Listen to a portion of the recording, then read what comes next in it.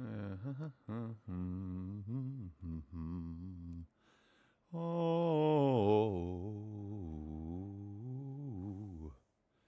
bum bum bum bum bum. Oh, bum. What am I doing? I am so scattered in the old cranium right now. I am so very scattered in my cranium part. Oh boy, boy, boy, boy, boy, boy, boy, boy. Oh, where is this text and why can't I? There we go. Hi, meme. Hello. Hello, hello, Bogey. I gotta really make sure that I pronounce that with the, with how shall we say, with the correct pronunciations. We don't want to get confusion here with certain other online folk, do we? Let's celebrate their 20th super. Hell yeah! Hell yeah! And what a stream you have chosen to donate on. That is you're in for an interesting time, I think. Let's see. Who else is here? Let yourselves be known if you are a regular viewer. If not, that's also fine. You can continue to lurk. I am not going to shame the lurkers here. Um, just oh, hello Galactus.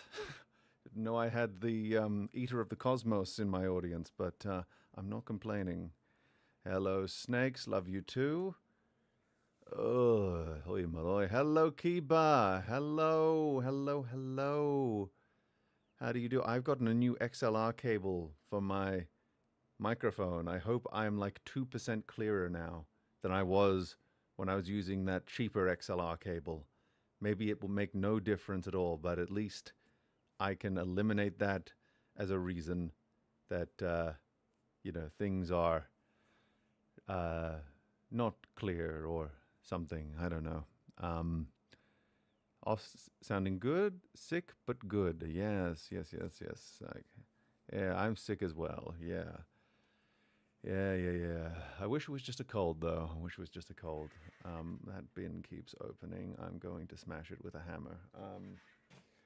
Okay. So, what are we doing here?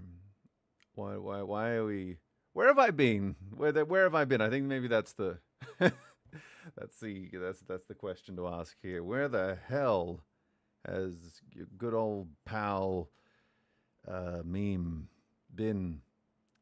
Because he's not been very active lately, has he? He's been talking to himself in the third person and just rocking back and forth in the corner. But also, he's not been very well. Oh, love heart. Thank you, James. Thank you.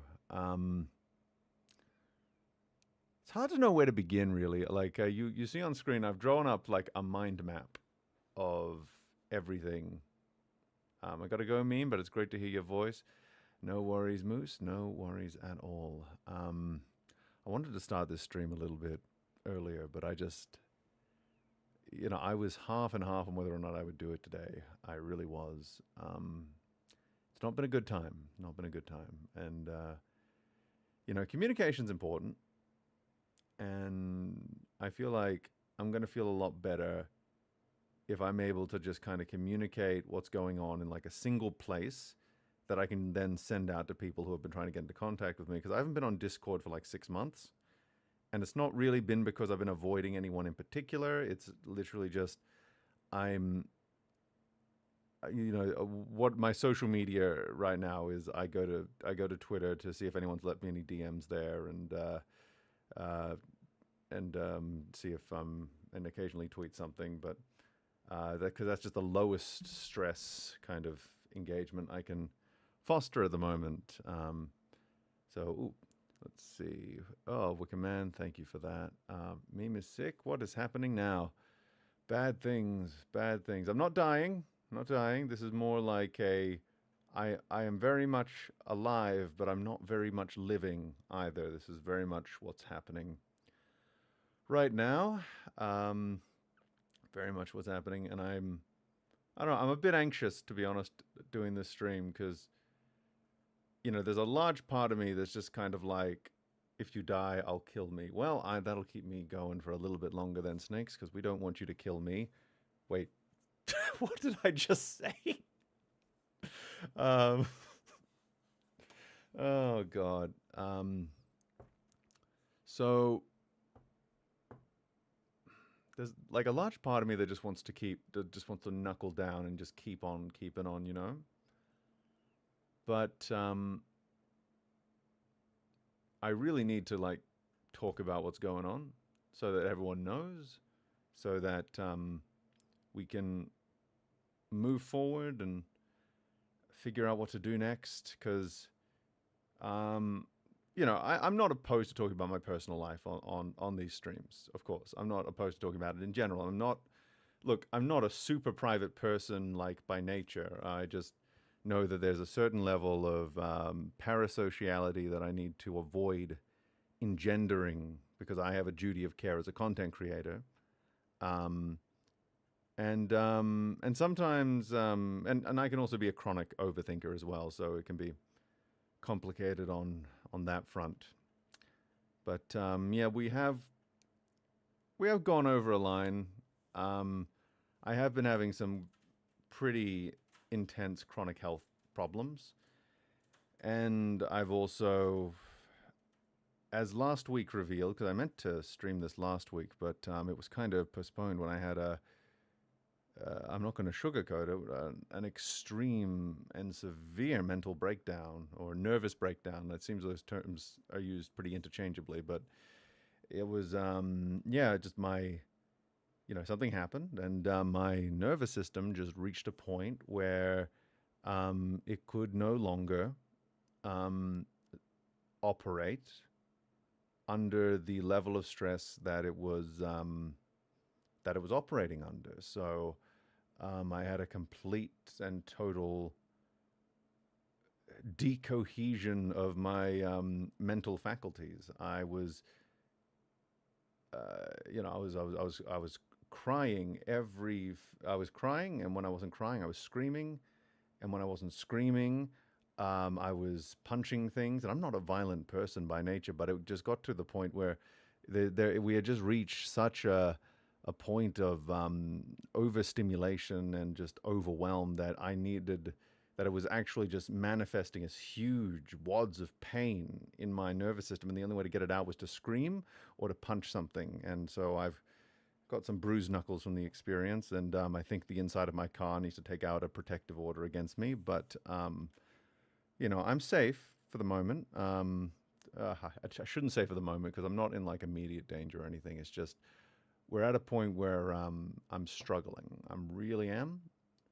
And I kind of just want to explain the situation and see where we're going from here, I guess. I did actually write up a little intro here. I wonder if it is any different from what I just said right now.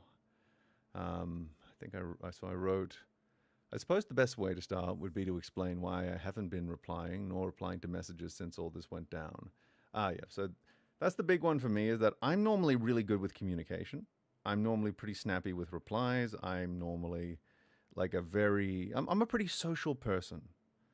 So the fact that I've not only been isolating myself increasingly over the course of the past year, but also just failing to get back to people, failing to communicate on projects, failing to um, do anything is kind of it's indicative of something. It's definitely indicative of something. And is my noise gate open? When did that happen? There we go. Hopefully that's yeah, that should be a bit better. I don't know if you guys are getting any background noise or not. Hopefully not. But yeah, I just looked down at my little mixer board here, and I was like, oh wow, that my noise gate isn't on for some reason. I guess I'll need to do a big rejigger of everything at some point, but that's all well and good. I hope you guys in chat are doing well. All things considered. Sounds clean to me. Excellent. Outside the target demographic. Excellent. Excellent. So let's just read this thing here. I suppose the best way to start would be to explain why I haven't been reading nor replying to messages since all this went down. The answer is multifaceted, as there were multiple competing factors that will eventually become obvious. I will start, however, by saying that did I write this? Hello, Swall. Very happy to see you here. Been thinking about you a little bit, buddy. Miss our talks. Um, let's see. I will start, however, by saying that I have. Sorry, guys. Just need a second. Okay.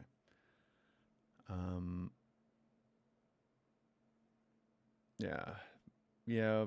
Been having some definite issues. Issues I've been having trouble dealing with. I've heard that a few people have been trying to reach me, and yeah, it is like just a case of my nervous system is. It reached a maximum point of input, and trying to even opening a message and having to think about what to say, and all of that, that became even too much. I'm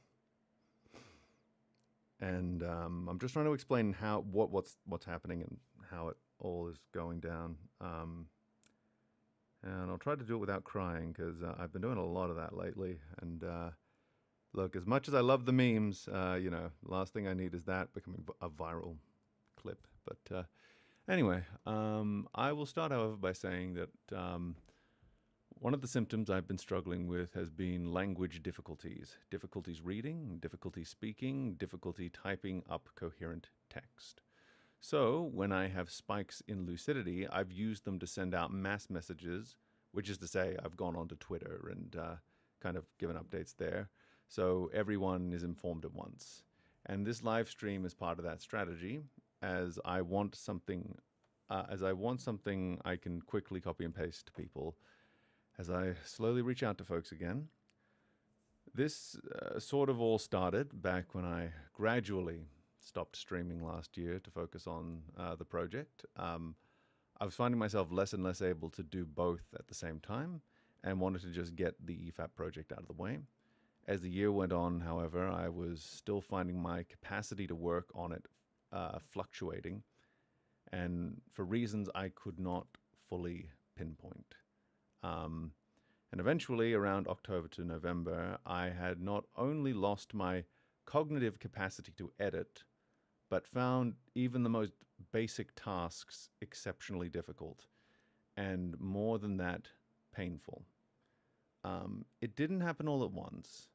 It was more that gradually, over the course of a few months, I started feeling sicker and sicker, little bit by little bit, gradually losing my ability to edit at a rate slow enough to go under my notice. So here's the thing: when you catch a cold, the onset time is like a week or 2 weeks.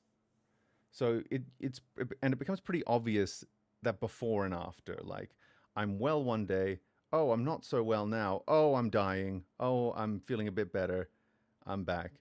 But when it's over the course of several months, like I guess, to use an AI term, my context window, which is to say the amount of, functional memory that I can keep in my forebrain at any one time, kind of was not picking up the differences because they were happening so gradually. It's also, I guess I could use an archaeology analogy as well, where if you look closely at the rocks, they don't really tell you much just by looking at them up close, but you zoom out. I guess this might be more paleontology, but whatever. But if you zoom out, you start to see layers in the rock where things had very gradually changed over time. But in the moment at that time, or even just looking really closely with it in the present, you don't really understand the changes, the time scales that these changes were happening over. And that's kind of the same with this, I guess. Where was I? By the time I got sick enough to process that something was wrong, beyond the usual, I only had enough energy to investigate the cause, which unfortunately, given the which is unfortunate given the whole need to communicate. It's only now that the days are growing shorter again and things are starting to cool down for longer periods that I am well enough to even feel anxious about the fact that I basically dropped off the map. So this is why it's called a complicated health problem, because I had because I'm suffering from multiple different issues that are kind of all touching each other and molesting each other and getting up in each other's balls. When one problem started to go away, I finally had enough capacity again to feel the panic attack that came from the fact of like, oh fuck, I've been radio silent for like half a year. What? Oh no, no, no, no, no. And then that kind of just creates a whole new sort of problem. Some might say a paralyzing problem. So let's see. Feel anxious about the fact that for you guys, it's been many months. For me, it's like August was yesterday, as these complex health issues have basically dragged me into hibernation. So, we've got the ADHD where we already have time blindness as a symptom, so I don't really experience the passage of time the same way that a neurotypical person would. So what that basically translates into is it basically just means that either things feel like they're going excruciatingly slowly when they're actually not, or I can lose several months at a time in hyperfocus. And when you're unwell and you're trying to get to the bottom of it, you can lose a lot of time in hyperfocus, I'm afraid. You can lose a lot of time. So my support worker, who has been with me for over a year when this started going down, said that this was the worst she'd ever seen me.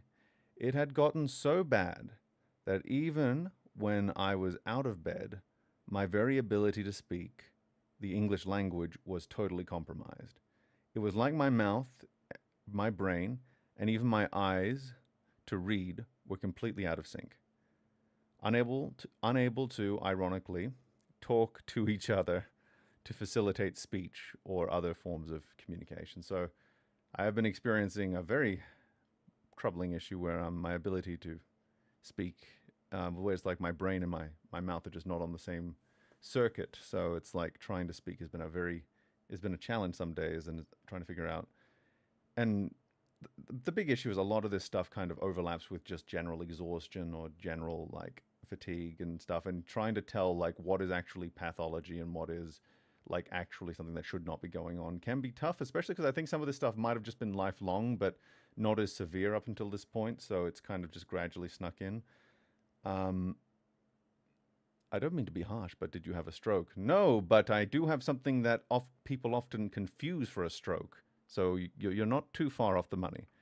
Sounds like a waking nightmare. Bacon, I feel Baconivore, my friend. That chat makes me feel very heard, very seen, in a good way. Because my life has been a waking nightmare for the last year or so. It really has been. Now, in February, I'm slowly getting my capacity back as we exit the summer period. And with this, I feel now is the time to take steps to end this cycle of debilitation as best I can. Do you have MS? Thankfully not. I'm not dying. I don't have anything that isn't, not reversible, but nothing that's not manageable. It's more like, I will get in, we are going to get into what it is. I'm just trying to, and I'm the kind of guy who thinks about like, what order should I reveal information in so that it sticks in people's brains the best? Because I am a big fan of the big reveal, because I feel like that's a very It's a very good not only storytelling tool but also communication tool. It can really help to just keep that piece of information in someone's mind. But I guess I should probably just tell you what this mind map in front of me is. Meme will return in Gartic Phone 10, The Abyss of Art. I want to get to the organism. The organism. We will get to the organism. Don't worry. I know what you actually meant, but it is now organism. I guess if you have what you actually meant, you would create an organism if you were unsafe. So that's something. Oh boy. Oh, Blindside.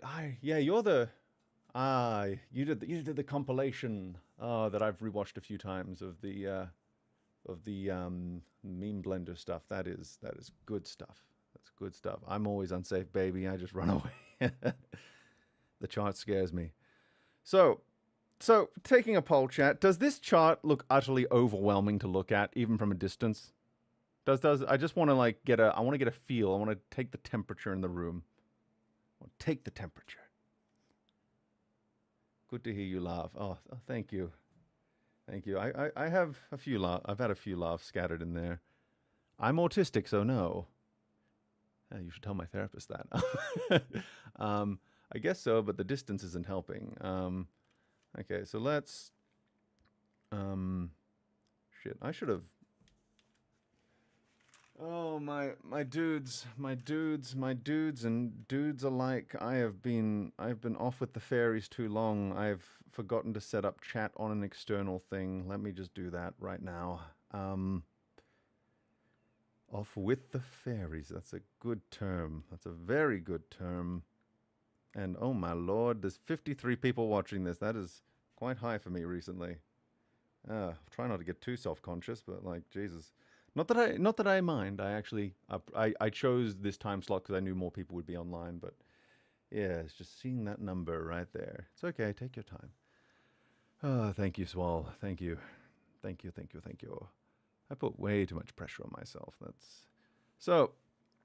Why do we have a complicated looking chart here that might make some of you want to vomit? The answer to that is that because it's basically just that it's not one problem I'm suffering from, it's multiple problems, and they all feed into each other and kind of create this circular loop where if I'm out of the jungle with one, another one comes along, and it's kind of its own thing. Yeah, it's a thing. So I'll zoom in now. So essentially, this is just like so what I wanted to do is just show how everything else relates to everything else and things like that. And yeah, so what is the core of the issue been? Well, we already have the autism and ADHD, which we've talked about a little bit on past streams, and I've kind of written up symptoms. The way this is designed is that, we have all these connections here. The blue connections mean that something makes something better. Like one of these makes something better. And the red one means it makes it worse. And gray ones are just kind of means that it's just kind of an extension. It's an extension of the label, basically. And then the boxes represent larger groups. And then the crossovers with the boxes are stuff that kind of apply to both. And so it's Jesus fucking Christ. Yeah, So if you're having a panic attack just looking at this is what this feels like to look like for you is what it feels like to live for me right now. So I just wanted to kind of get that visualized, because I know if I came onto this stream and be like, oh, well, I kind of have this, it's kind of like, you just don't kind of get the same visceral impact as there right now. It took me a while to put this together because I'm having to fight against the anxiety spaghetti. That is hi Shandy, I hope you're doing well. Sadly, I understand that analogy. Yep. So we got the autism and the ADHD, and those are kind of just so actually let's start with this so I've kind of broken it up like this. There's probably even better ways to kind of break this down, but I just kind of went with a system that I thought would be at least somewhat intuitive. So got the micro stressors. So micro stressors are stuff that like it's like stubbing your toe, right? You know, it's not going to really ruin your day unless, of course, it's combined with a bunch of other stuff, and then you stub your toe, and that's the pain cherry on top, and it's like, okay, everything collapses now. So that's kind of what that is. Medium stresses are stuff that's like it's not a small deal, but it's not like something that's going to like take a. It's not like a critical hit, right? It's just kind of like, oof, that hurts. And I should probably deal with that sooner rather than later. But it's not like I can manage. I can manage. And then major stresses are just kind of like no, yeah, no. And it's kind of been hard to figure out which goes into which. I might disagree with myself on what goes where, but you know, it is what it is. It is. Lol, I'm the only one here who is like, yeah, I get that fucking autism. Yeah, so like, and I technically have a third one. So the green ones are just like positive things that make things better. Yeah, so I made those, and they're in the blue boxes, and yeah, the blue boxes, blue and green, essentially are the same color on this chart. I just chose green for these because I thought it would look better. It's a contrast, or like a complement rather to the green. So that's why that did the thing there. So we kind of start with our baseline, which is the autism and ADHD. So and this is not even this is not like extensive. This is not, how shall we say, like an extensive list of things. This is just everything I could think of, as I went, basically. Oh fuck, where do I begin? So I think we gotta pay mind to our little friend executive dysfunction over here. I've talked about executive dysfunction on the very first stream repository, and it's God, your executive functions are like the most important thing in your brain outside of the things that operate your fucking lungs and heart. Well, I guess once you go above vital organs, once you go to the higher processes, executive functions are like the most important. And executive dysfunction, it's not like an exclusive thing to autism and ADHD. It's just way more prevalent. Because you can get executive dysfunction just by being too stressed about things, right? But that doesn't mean that it's symptomatic of anything other than the stress. It's when executive dysfunction is just kind of a default part of your being that it becomes like more of a pathology.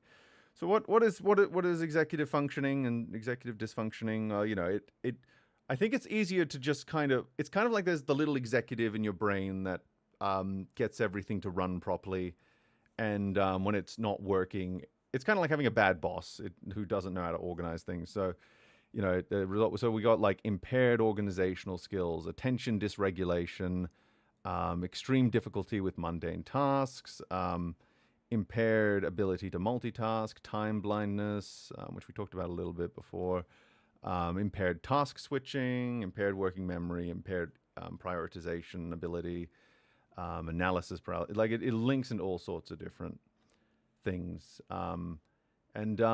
I managed that okay with like stimulant meds, and I actually just switched from dexamphetamine to Vyvanse, which is the long release version, because I was sick of dealing with alarms every other fucking minute. What did I just do? Oh, okay. That was weird.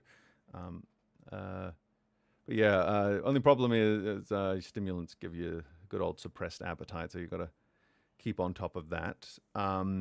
So that's kind of like I've already got like an uphill battle a lot of the time. But you know, the ADHD, you know, autism and ADHD have different like versions of executive dysfunction, and I get to play with both, which is amazing.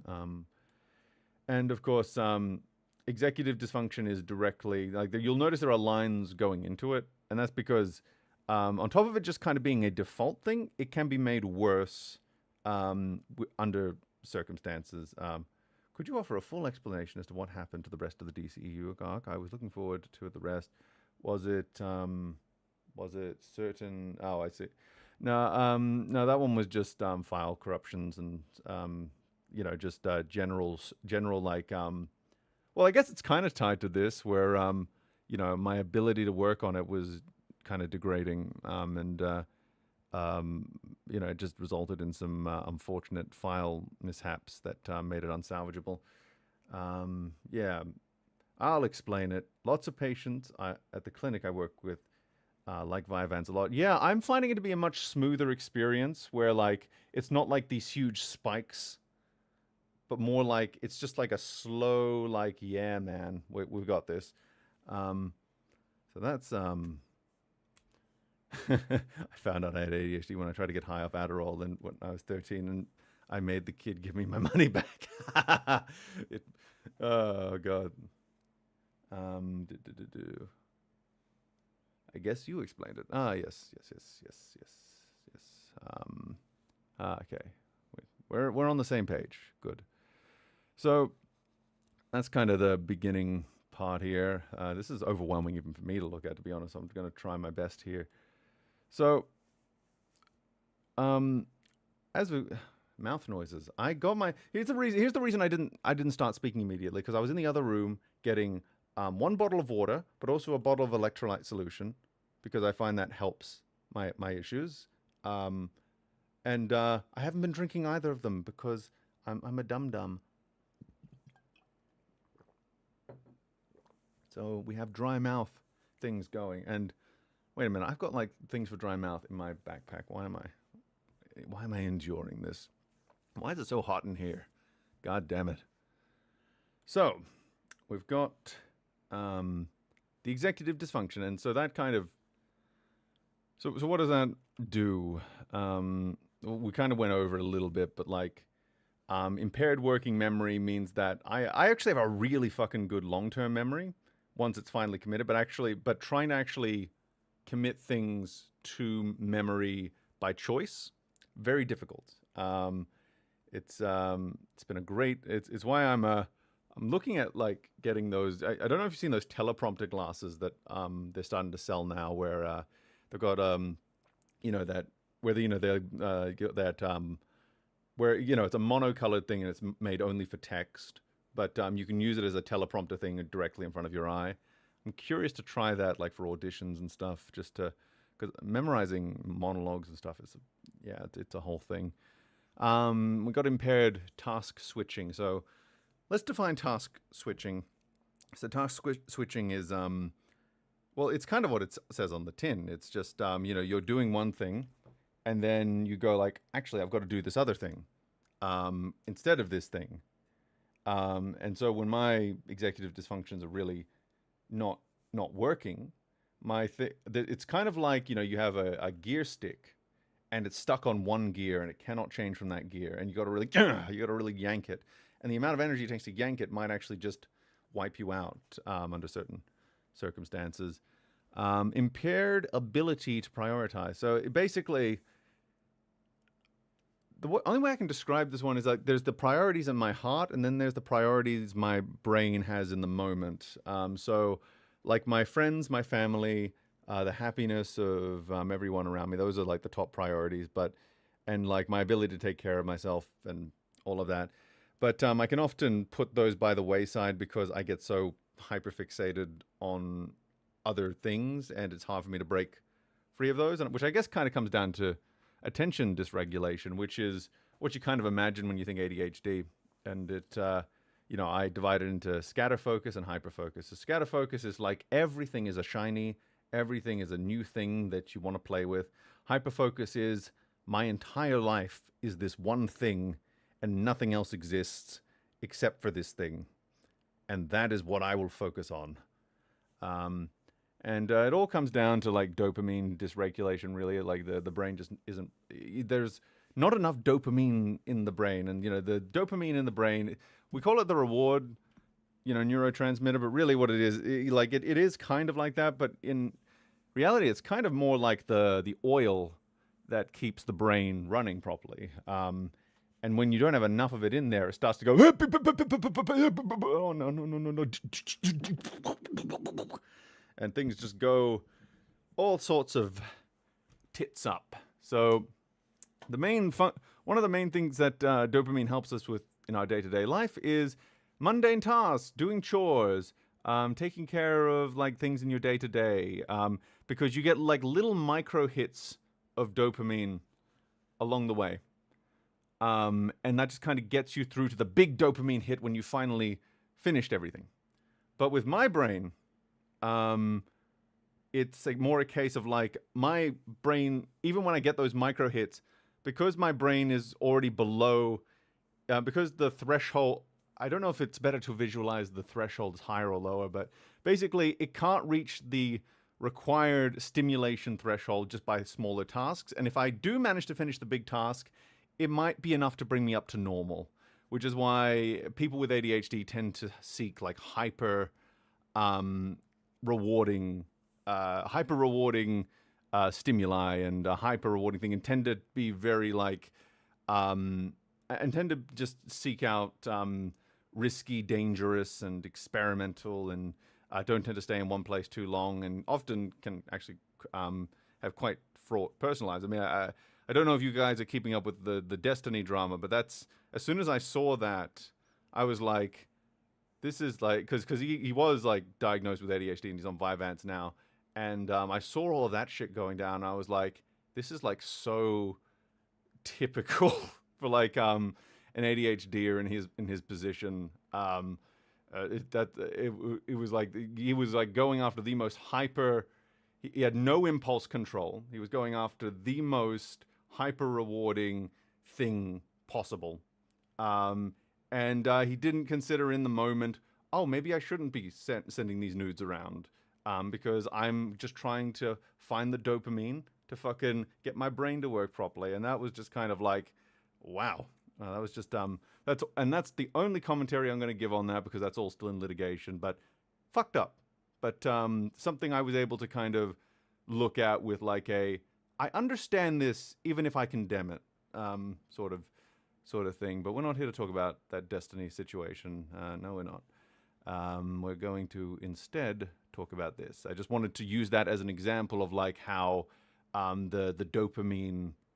I kind of regret bringing it up now, because now that opens a can of worms. But I basically just wanted to use it as an example of how the sheer need for the dopamine hit can drive even relatively intelligent people to do absolutely stupid things, just stupid, irresponsible, and damaging and hurtful things.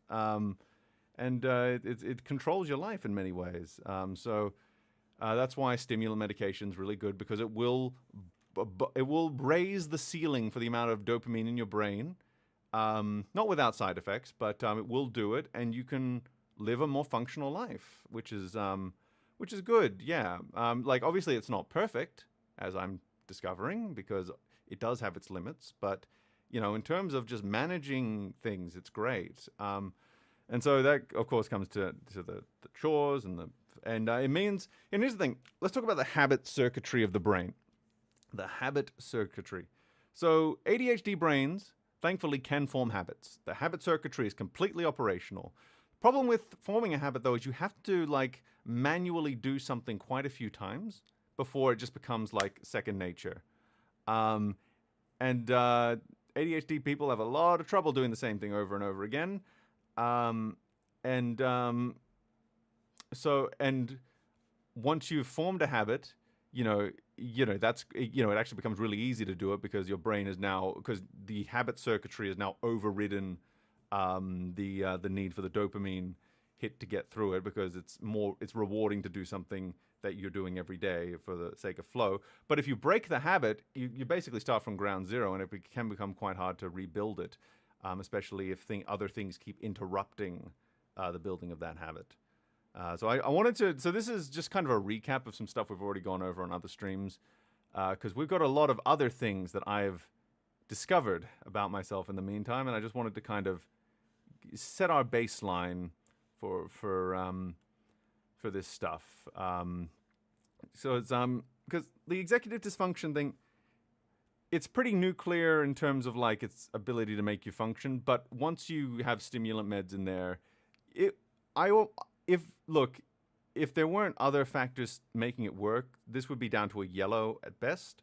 But because there are other factors that are feeding into it, outside of the ADHD and the autism, because autism is also in there as well.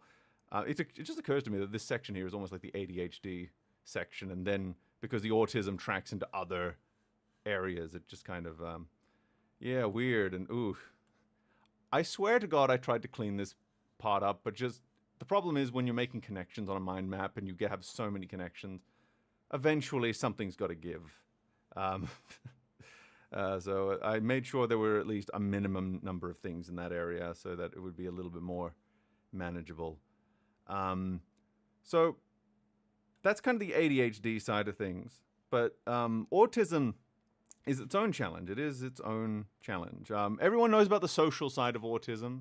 You know, I think that's the thing it's known for, is that, you know, it means that, you know, them social parts of your brain don't quite work the way they should, or some might frame it as a double empathy problem where the brain's actually working quite well. It's just working in a different way to how the majority work, but it's actually a separately functional way of existing. And the perceived social impairment might be simply that you've got essentially two subspecies, well, not literally, but like analogously, you know, kind of trying to communicate when they don't have an inherent empathetic idea of what the other is going through. You know, that's one theory. I'm no neurologist. It was only last year that we actually had a paper come out that actually seems to be narrowing down the biomechanical, well, basically the biomechanics behind autism, because it's one of those things that we can 100% observe is there. You know, there is diagnostic criteria, and we now know there are more people who have autism than we ever thought before. You know, there's an argument that maybe it's overdiagnosed, but there's also an argument to be made that the reason we thought there were so few is because the initial batch of you know, test subjects that we were trying to determine the diagnostic criteria behind, they came from very specific backgrounds and had very specific manifestations, and it didn't account for, you know, it didn't account for how it would manifest in women. It didn't account for how it would manifest in like lower income areas. It didn't matter, you know, it didn't account for how it would manifest in, you know, different cultures and different X, Y, and Z. It was just very like, you know, white, middle class, young boys. So it wasn't even accounting for how it would manifest in adults. So when you have such a small sample size, of course, it seems like there's a very small minority of people who have it. But then when you realize that there might have been like a bias in the data, suddenly you realize, oh, there's like a whole like army of autists out there. And they're just under the radar because they weren't fitting the criteria. We've got to change this. So that's autism is an ongoing sort of thing, quite misunderstood, even by the people who have it. And it's quite contentious. And it's only last year that we started to even approach like the actual biomechanics of it. And it does. There was a paper that came out that showed that because they had to use like an MRI that goes right down to the microstructure of the brain, because you can't.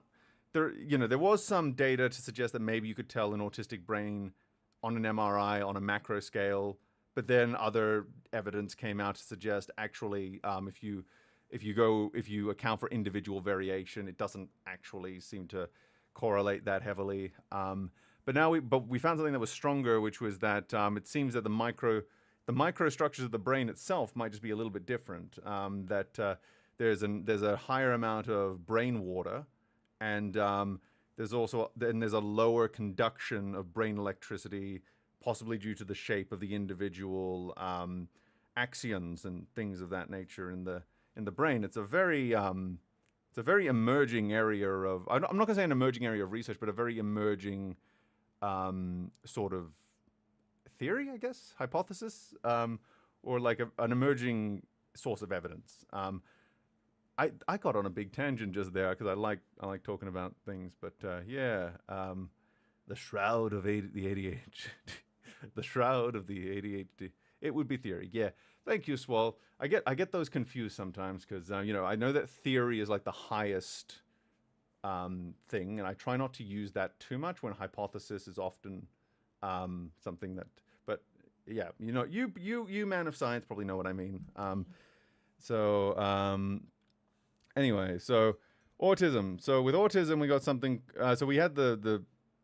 I haven't written down the social difficulties because, to be honest, the social difficulties, maybe they have been. Maybe I'm just so used to it that I haven't been thinking about it. But yeah, I just forgot to write it down because there's so many other things more pressing in my head at the moment. Because I can talk to people fine, and I can.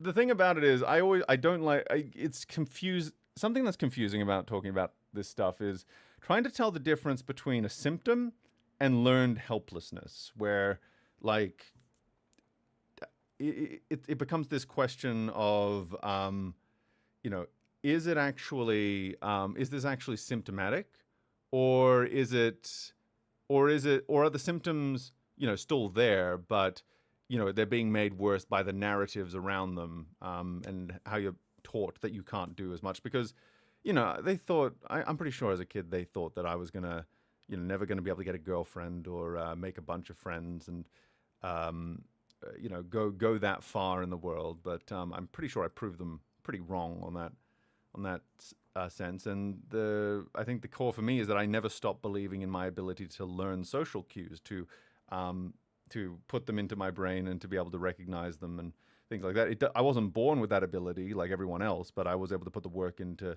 do it. But yeah, so it's not really affecting me too much anymore. It's just I tend to overthink social situations because of that default childhood experience. But anyway, that's neither here nor there. We can get into that like at some point, I'm sure. But the thing we got to talk about is sensory processing disorder, which is like it's weird. Like when you read these symptoms, it becomes a bit weird because like a disorder can be symptomatic of another disorder, and it can also exist on its own, but it can also exist as a symptom of something else, and it gets confusing to talk about. But this is me piecing together things as best I can as a non-medical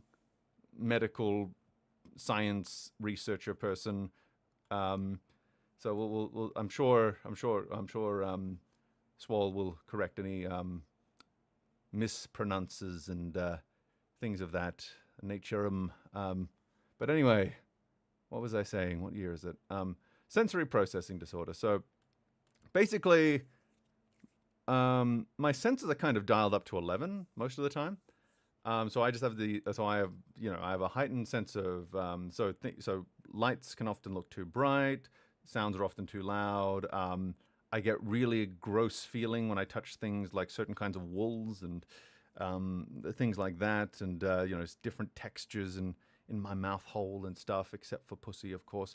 It's just it's not the greatest thing, and it also something that makes so much sense when I thought about it, but like emotional dysregulation, which is also like part and parcel with ADHD and autism, that's also kind of a sensory thing because your emotions are part of the nervous system. They are part of the brain, and sensory processing disorder, if we break away from like the kindergarten understanding of your five senses and we take, a holistic look at like what sensory input is, it is basically, the nervous system and how it processes different sensations, and emotions bring up a huge number of sensations. So while emotions aren't a sense, emotions do create sensory experiences, which feeds into the sensory side of things.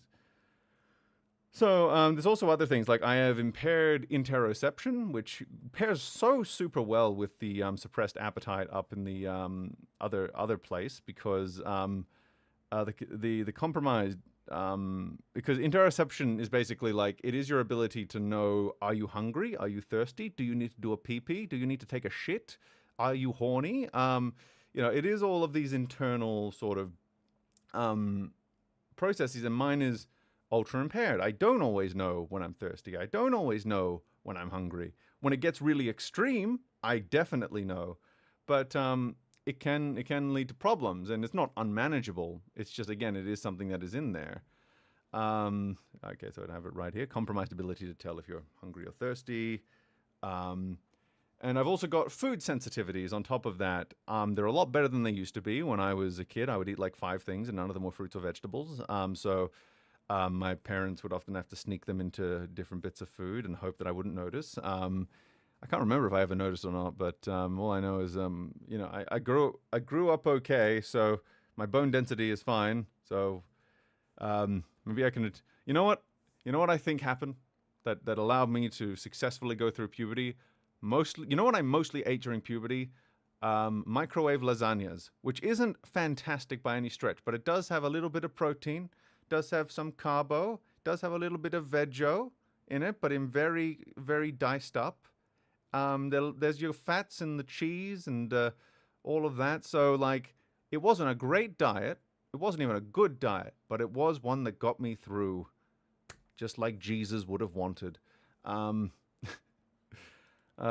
was but it does lead to food sensitivity. So it can be like so my sense of taste is like really hyper exaggerated, and certain textures just feel wrong in my mouth, and that can lead to what's called avoidant restrictive food intake disorder, which a lot of this stuff kind of culminates in what's called water aversion and food aversion, which is to say, like, when I think like, I should eat something, there's just a little part of me of like, do I really want to eat though? Do I really want to imbibe fluids? And that's not really a good place to be. That causes problems. If you didn't know, you kind of need to eat and drink in order to live. I'm breathing okay. I was about to say I'm breathing okay, and I just realized, no, I'm breathing functionally. There's another problem there. We'll get to eventually. Sounds like orthorexia, but yeah, I have had orthorexia-like stuff going on at certain other points. Those were a bit different because that was more like when I was doing. I think we had the conversation where I was doing the superhero show, and I wasn't given any nutritional training, but I was expected to look like Hugh Jackman, and it wasn't good. We can go over. I think we went over that on the metals forge. So let's see, heightened. So sensory input, it leads to emotional dysregulation, and it leads to heightened perception of stress and pain. So stress, is also it's one of those things that's just really heightened. So like the more, and this is kind of the funky thing, right? Where like, what we're going to discover is that by default all of these are kind of heightened, but they're manageable for the most part. But then, as soon as you but then once like more stress and once other things stop working. So if I'm getting more stressed and my executive dysfunctions are going haywire, and I'm getting more and more stressed for that, like these go from manageable to like they actually just become they're already bad and they become worse with different stimuli and things like that. So we have kind of this self-feeding prison here. So that kind of covers sensory side, and we'll probably return to this. So we got. I should probably explain. So photophobia is like bright lights and stuff are not good. Hyperacusis is like loud noises and stuff are just really loud. I think hypersomnia is like a sensitive sense of smell, and I couldn't find the technical term for the food sensitivity, so I just wrote it down that way. So, so we got that going. So here's we're now gonna go into the new thing that's really fucking me. And I might have like already scrolled over it a couple of times, but we've got a little recent diagnosis here. I don't know if you've heard of it. One or two people might have it. So let's talk about migraine, because migraine is not what you think it is. Maybe Swole already knows what it is. He's a smart fellow. But most people don't know what migraine is, because migraine is not a headache. It's not. It is a debilitating, genetic, nervous system disorder that can sometimes include headache as a symptom. Most of my migraines don't have headache, which means that I don't even know if I'm having them sometimes, because the symptoms are, again, they just kind of sneak in, and you kind of just think, am I just stressed? Am I anxious? Am I exhausted? And it's like, well, you could be, but it could be triggering a migraine that you don't know you're having. So everything gets worse. So, how does migraine manifest in good old Meme's body? Let's find out. Let's look at possibly the most aesthetic part of the chart, I think. But it manifests in a few different ways. So, Jesus Christ. And it crosses over with so many things. Oh, God. So, one of the main ones for me is something called visual aura, which is like, it comes across in a few different ways. Sometimes it's like having a tunnel vision surrounded. It's kind of like sometimes it's kind of like looking into a tunnel full of sequins and you can only really see the center really clearly. Sometimes it's like parts of my vision just kind of stop working. Sometimes sometimes it's just zigzaggy lines everywhere, but it's a lot of different like visual artifacts and stuff, and it can mean going blind in spots, and it can do all sorts of different things. And the worst part of it is when you get momentary vision loss, which it happens more than I would like, which is fun. I enjoy it. 10 out of 10. I've gotten that a few times. It is very freaky. Oh yes. So down the rabbit hole I went. Just imagine me in like a blue dress with a white apron on with gorgeous blonde hair, and you'll see me going down the rabbit hole. You're not going to be able to get that out of your head anytime soon. I'm going to drink my electrolytes. That's what I'm going to do. So, manifests in a few different ways. We're going to go over the symptoms, and then we're going to go over the triggers, because these symptoms wouldn't be too bad if they were an occasional thing, but we've got to but the triggers will determine. It will determine how shall we say, how severe it is, because, occasionally happening is fine. If it's happening all the time, we have problems. So we'll go, so where do we start? So we got dysphasic. So I found two terms for this online, and this is the big frustrating thing about researching migraine, is that lots of different sources have different levels of up-to-date information. Getting migraine taken seriously as a disability is actually very difficult, because people think migraine, they think headache, and it's not really the case at all. So there's just a lot of stuff. Like there's a lot of places that will call it migraine headache, which is accurate if you're only talking about the headache component of migraine. But if you're saying that migraine is a headache, it's a very different thing. I'm gonna look at. Oh no, chat, where did you go? No, I didn't mean for you to go away. Oh my God. Come back to me. Rise. Please. At least you don't have cluster migraines. People off themselves for those. Yes, at least I hope I don't. Sometimes I get really bad things. Oh, migraines. Fuck, dude, I'm so sorry. Yes, Swole gets it. I feel validated. I feel like the universe is coming in to balance. Mainly because I just feel very validated, because, again, anytime I mention migraine, it's like, oh, you mean that headache? It's like, you don't understand. You don't get it. Oh, God.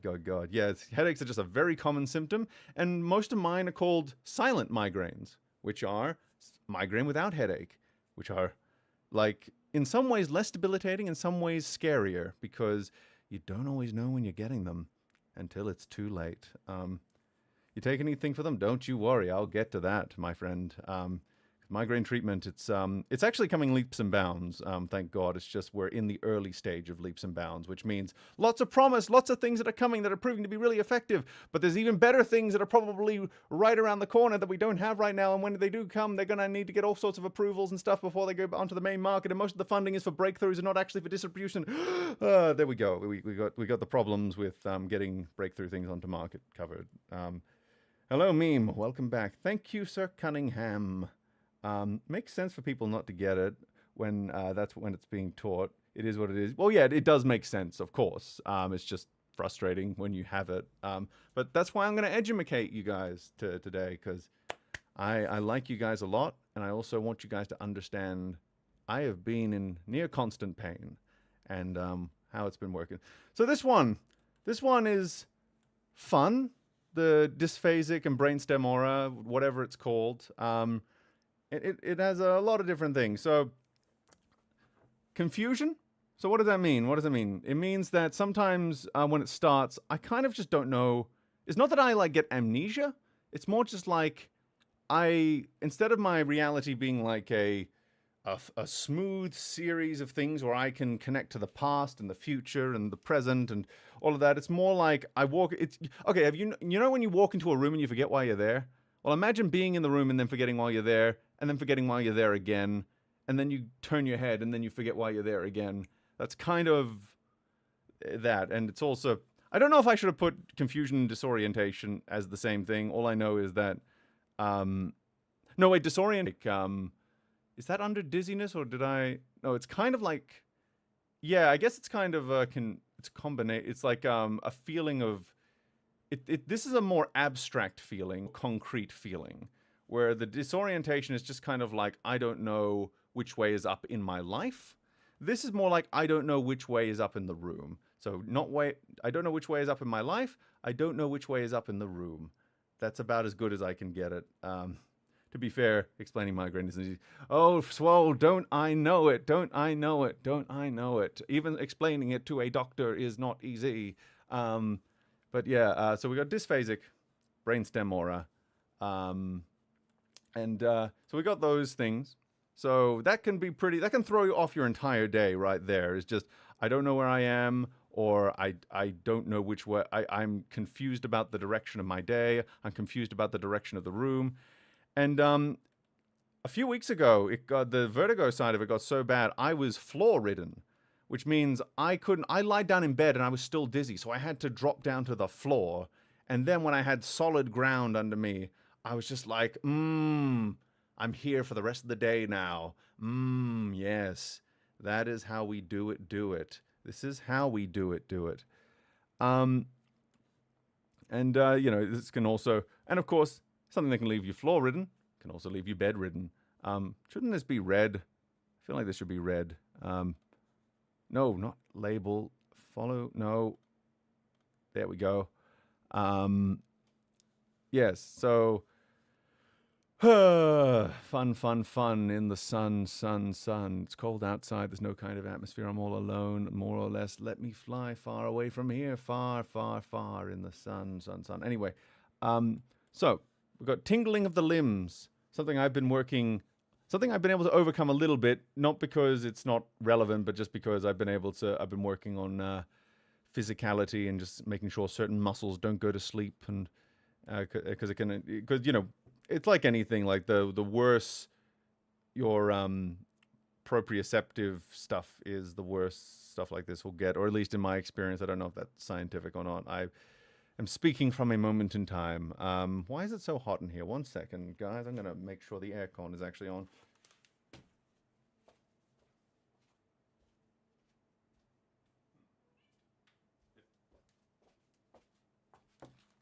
It is on.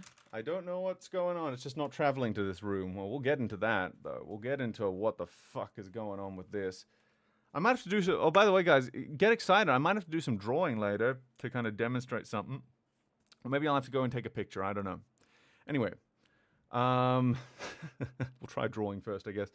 I got a new standing desk, so I'm going to switch it to standing mode. There we go. Now all I need is like one of those balance board or move mate sort of things, and then I can really take full advantage of this. I like moving up and down. Don't or do look too far into that. I don't know. Anyway, so vertigo, dizziness, disorientation, makes you bedridden, makes you want to fart. Probably no. There's something over here that makes you want to fart, but we're not there yet. So those are like bad, but this one here. This one ruins my life. So this is something I didn't realize was happening until I really. I think it was until I was trying to have that conversation with my support worker, and I wasn't speaking English, or I was really struggling to speak English. And then I realized there are so many times I've gone to record something, and then I've just had no ability to like get out the words. Like, it's not just stuttering; it's like speaking is just really difficult. And then I realized, wait, I'm really phone call avoidant. Why is that? And then I was like, oh, because there's lots of times where I don't even know how I'm going to cohere the language together to make it right. And I'm pretty sure the only reason this is not worse is because I have gone through acting training and I am able to like more force my mouth to make certain shapes. People who don't have that, and even some people who do, like there was a newscaster woman.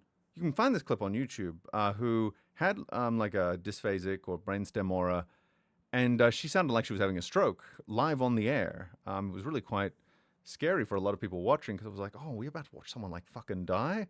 So that was, yeah. So you can imagine like when you've already got this going on, and then the very ability to speak languages is compromised. Like you might have a little bit of trouble sending messages sometimes, is kind of what I'm saying. I will be honest, that's kind of the thing I've been really anxious about the most because it does feel like the kind of thing that people might have trouble understanding, but that might also be my bias talking because I grew up with no one understanding, except for a select few people, what exactly was going on, and that's had its own sort of effects, and we'll get into that.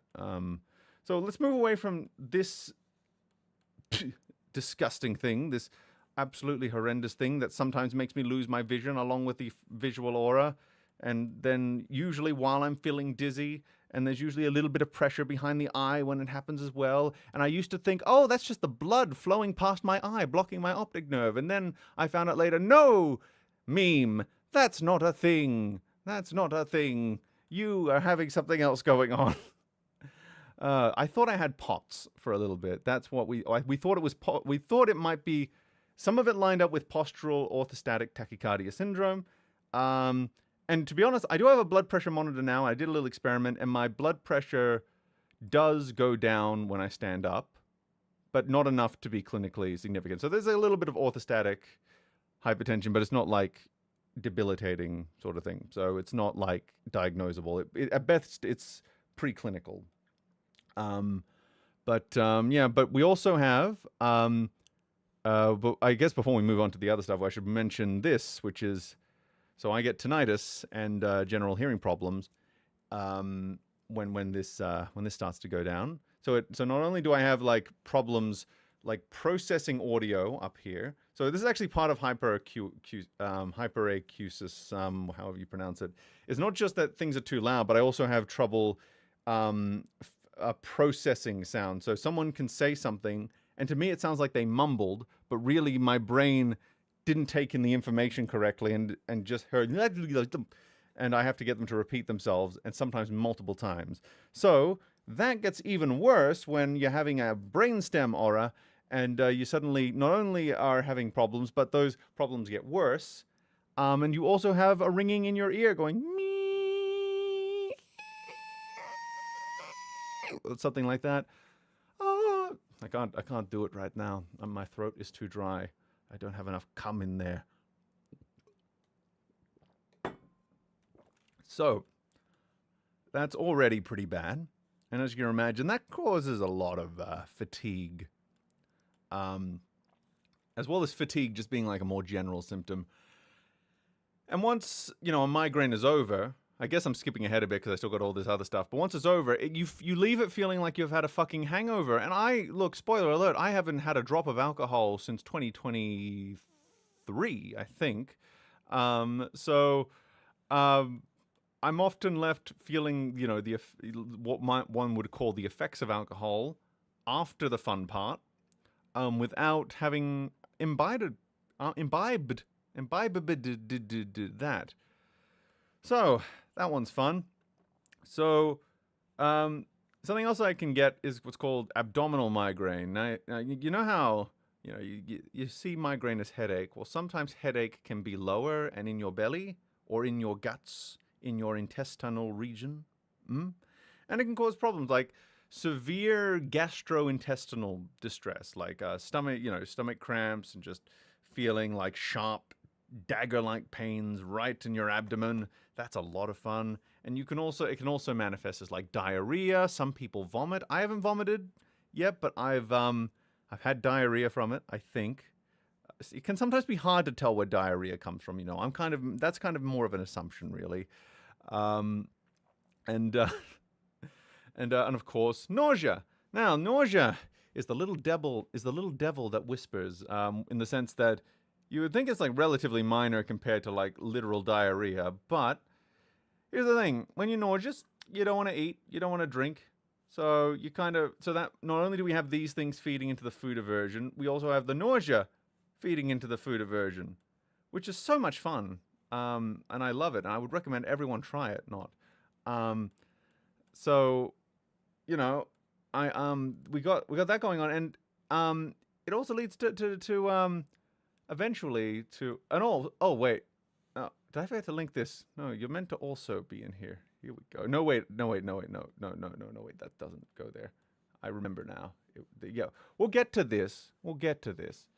But so we got this here. I forgot to mention it earlier. So decreased consciousness. So that means like, you know how, because you got fainting, which is passing out, but there's like stages before fainting.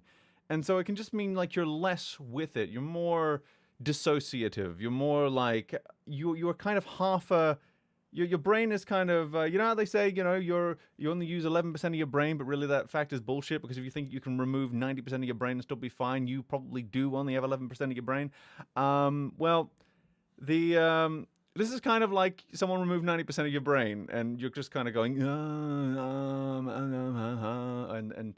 and you only you can kind of ground yourself if someone else is in the room, but if you're alone, you go, and it's quite bad, and trying to force yourself out of that is exhausting. Absolutely exhausting. Meme was less jiggy with it, yes. And so this led those keeping track at home, but I don't blame you if you haven't, because I've only mentioned it a couple of places. It's not really been a big thing, but I announced it on Twitter, and I think I talked about it on the Forge and stuff. But I had what we thought was a seizure-like event.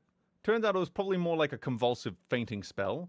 Not only influenced by this, it was a weird one, but also probably influenced by the fact that I just wasn't eating a lot of food because of this, and because of this, and all the I think also the fucking and then everything else that goes into food aversion, so like the suppressed appetite and all that. So that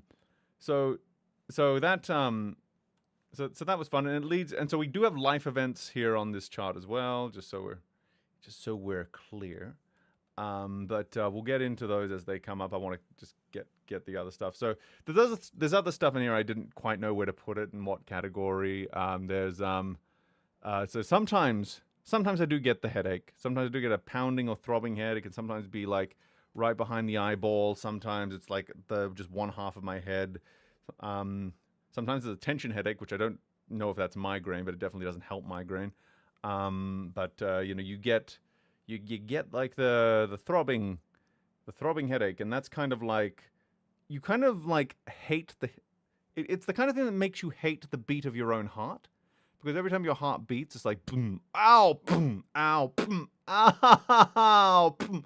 And then you try to lie down, and you try to slow your breathing down, because if your heart slows down, the throbbing will slow down, and you might get some relief. And you kind of just, if you're like me, you kind of try to go all like Buddhist on it, and you try to just kind of use you try to use yoga or something to fucking manually dilate that artery so that it'll just stop constricting around your eyeball. And it's not a fun time. I don't get that one too often, thank God, but it is, it's not fun when it happens. Okay, I gotta remember to refresh this chat whenever it comes up.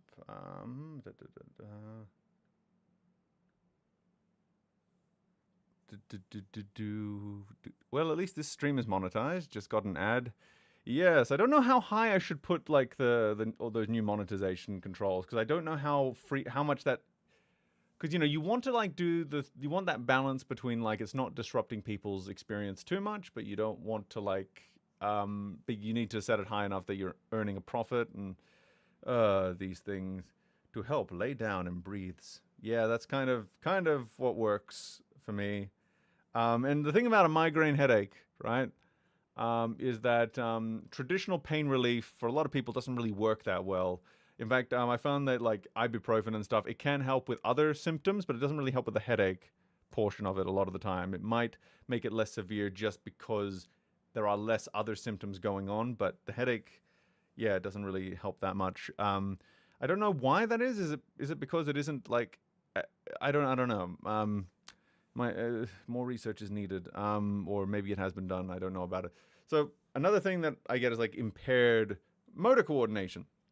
And yeah, that's I have like really inconsistent coordination because there are some times where I like have excellent and hand-eye coordination. I drop something in one hand, I catch it with the other. I knock something over, I catch it there. I get a Darth Maul lightsaber out. I'm doing the twirls. And then other times it's like I've got the shakiest hands, or I can't get my fingers to move properly, or X, Y, or Z, and like I just feel it just feels like I'm not too connected with the rest of my body in the way that you would want. And the same goes for strength. Like just like grip strength is obviously the obvious one there, but just like a general weakness in my ability to function, and it's not even like associated with fitness either. It's kind of like and that's actually why I think any fitness journey I've been on is quite frustrating because my strength does vary quite wildly, even when I'm in objectively good shape. So it's hard to feel the progress sometimes. And I get like muscular and joint pain, which I've had to do, which I haven't gotten too much of that recently, but I think it's because my migraines I've not had as many recently, and I think I know the reason why, but it's only temporary. So I'm in a little bit of a relief period, thank God, right now. Here's the thing about a relief period, though, is that once it's over, you kind of feel like, whew, glad that's over. It's never going to happen again. And then as soon as it happens again, it was like, oh, why did I sit on my laurels? And it gets a whole thing. And yes, I can even get fever-like symptoms from it. It does get that bad. Enough said. I think you've all had a fever before. This one's a funny one because you can actually start feeling really, really good because migraines are kind of in, how shall we say, there's kind of I think I downloaded an image for this. I did download visual aids, which is like HIV for the eyeball, but also like something else. Oh yeah, here we go. I'll just get this up on the screen.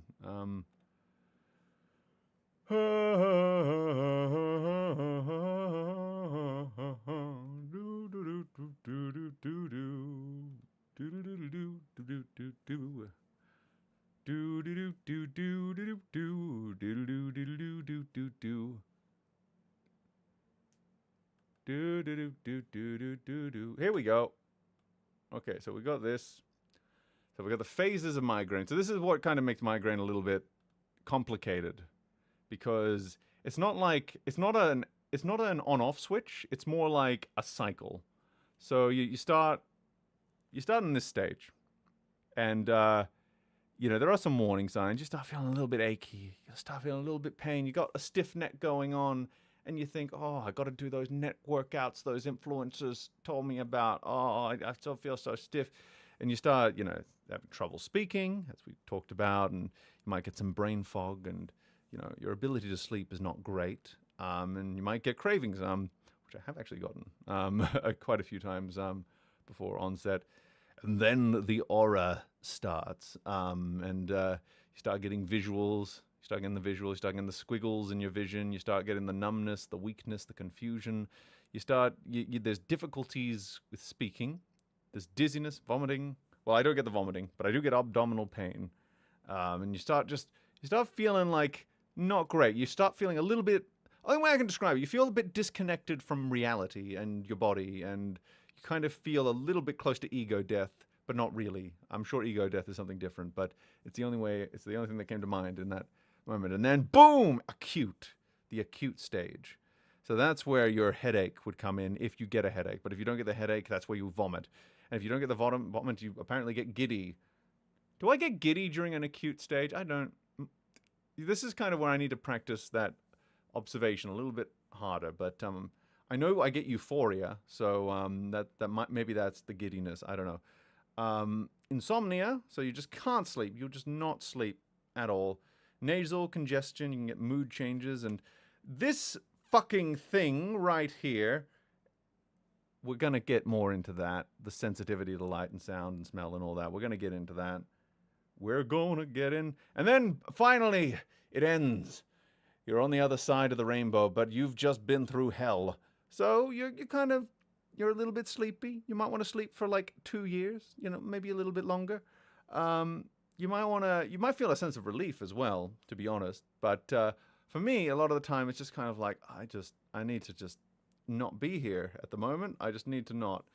And then that need to not feeling is slowly goes into that post-drome. And that's where, your confusion, your lack of comprehension, your ability to use your brain just kind of goes away.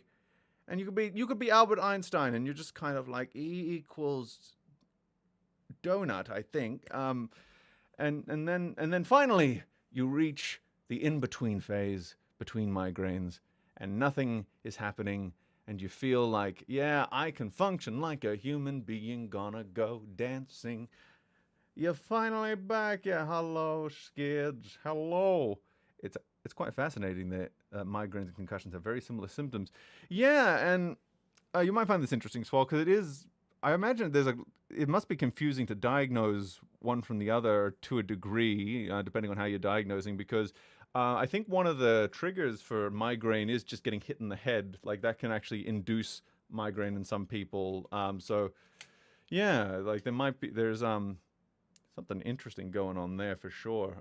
I don't get hit in the head very often though, so that's I probably don't have a concussion unless I just have an eternal concussion that goes on forever and ever.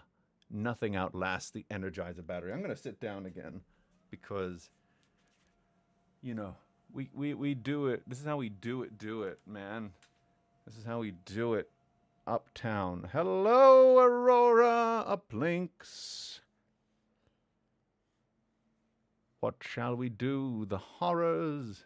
I'll super chat you someday when I have spare money. I appreciate it. Just the moral support is all I need. But I appreciate your monetary contributions as well as you can afford it, of course. No pressures here. Anyway, I'm negative $48. That's such a feel. I've not been in the negatives for a while, but there was a time where it was like all negatives all the time, and it was stressful. So, have you tried the traditional method? I see. The traditional method. The traditional method? Is that the traditional method for migraine? If someone said migraine are inflammation of the brain, but they probably aren't. Okay, so it is the kind of thing you can probably spot in an X-ray, I suppose, or a MRI or CT, I guess. Meme, I wish you the best. I have eternal gratitude for your edits to the Snyderverse, giving the context from the cartoons. Yes, I do, and I love doing that. I love doing that. I love talking about all the DCs and all that stuff. That's a nice feeling. Hooked on a feeling. I'm high on believing that you're in love with me. Lips as sweet as candy. Its taste is on my mind. Girl, you got me thirsting for another cup of wine. There we go. There's your singing for the stream.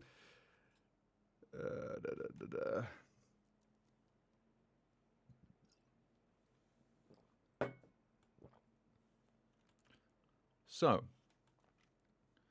where were we? I think I went on a journey there. I feel like I might have did I have a migraine right then? I don't know. I've actually I had like that snap sensation of like, where am I? What's going on? Meme, did you hear that Wally West is going to be the Flash in the Gunverse and Tim Drake is Robin? Oh, that's interesting. I wonder if because that one is it seems like that universe is still a little bit in flux. So I'm wondering was that like officially announced or was that more of a leak sort of thing? Because even the official announcements aren't like set in stone. So I'm curious. I'm always curious about how I should rank that in my brain. Oh yeah, brain fog is also in there it's also kind of part of like the ADHD side of things, where it's just kind of like you're in this big, you're not literally in a fog, but you do feel like you're just stumbling through life, not quite knowing what you're doing, and not because you're incapable. It's just because your connection to the outside world is not super strong at the moment. I think I just hope Andy Muschiett's don't make that Batman movie. Yeah, I guess it. I believe in redemption, so maybe there's maybe if you give him a stronger screenwriter, he can do something better. But we'll see. We'll see if see how that goes. I'll try not to bias, but I can obviously understand the concerns. What else has he done actually besides the Flash? Because I kind of I want like a baseline for his work. Because let's face it, the Flash was such a clusterfuck behind the scenes that it's almost like how do you even judge this like from a how do you even judge this from like a more like who is to blame sort of view outside of just people keep changing it? I don't know. The It movies, oh yeah, those weren't great. He's a very good he's a good director stylistically though. So I guess if you give him a strong screenwriter, he might be fine. If not, we might be in trouble. Oh boy, we'll see how it goes. Stylistic in the sense that in terms of like interesting shots and things like that. Where we don't need to talk about like all the costume design mishaps on the Flash.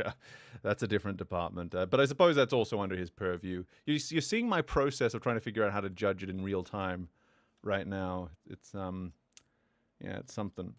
So we've got all of this stuff going on. We got like basically a lot of like stuff that can be described as chronic fatigue and chronic pain. And let's go back up here because visual aura isn't great. It kind of impairs your ability to see.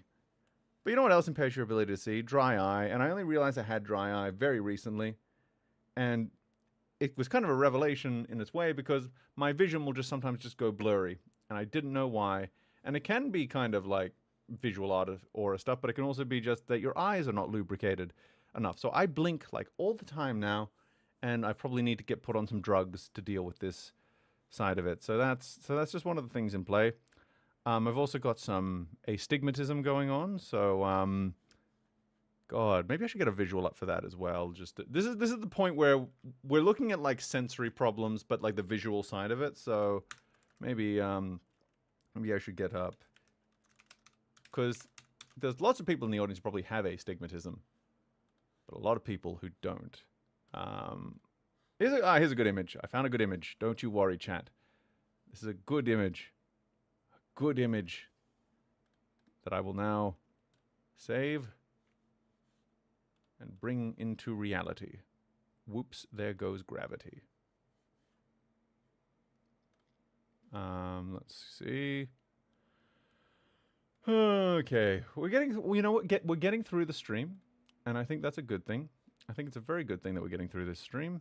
Yeah, I'm proud of us, chat. Proud of us. We're getting through it slowly.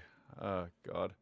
So this is astigmatism. So up the top is what vision normally looks like. Down the bottom is like, it might be a little bit exaggerated, but kind of you get like how it the eye is not shaped quite how it should be shaped, so it causes these problems here. So I'm currently I forgot to put it on the screen. Shit, fuck. Here, chat, my friend, my confidant, my partner in come.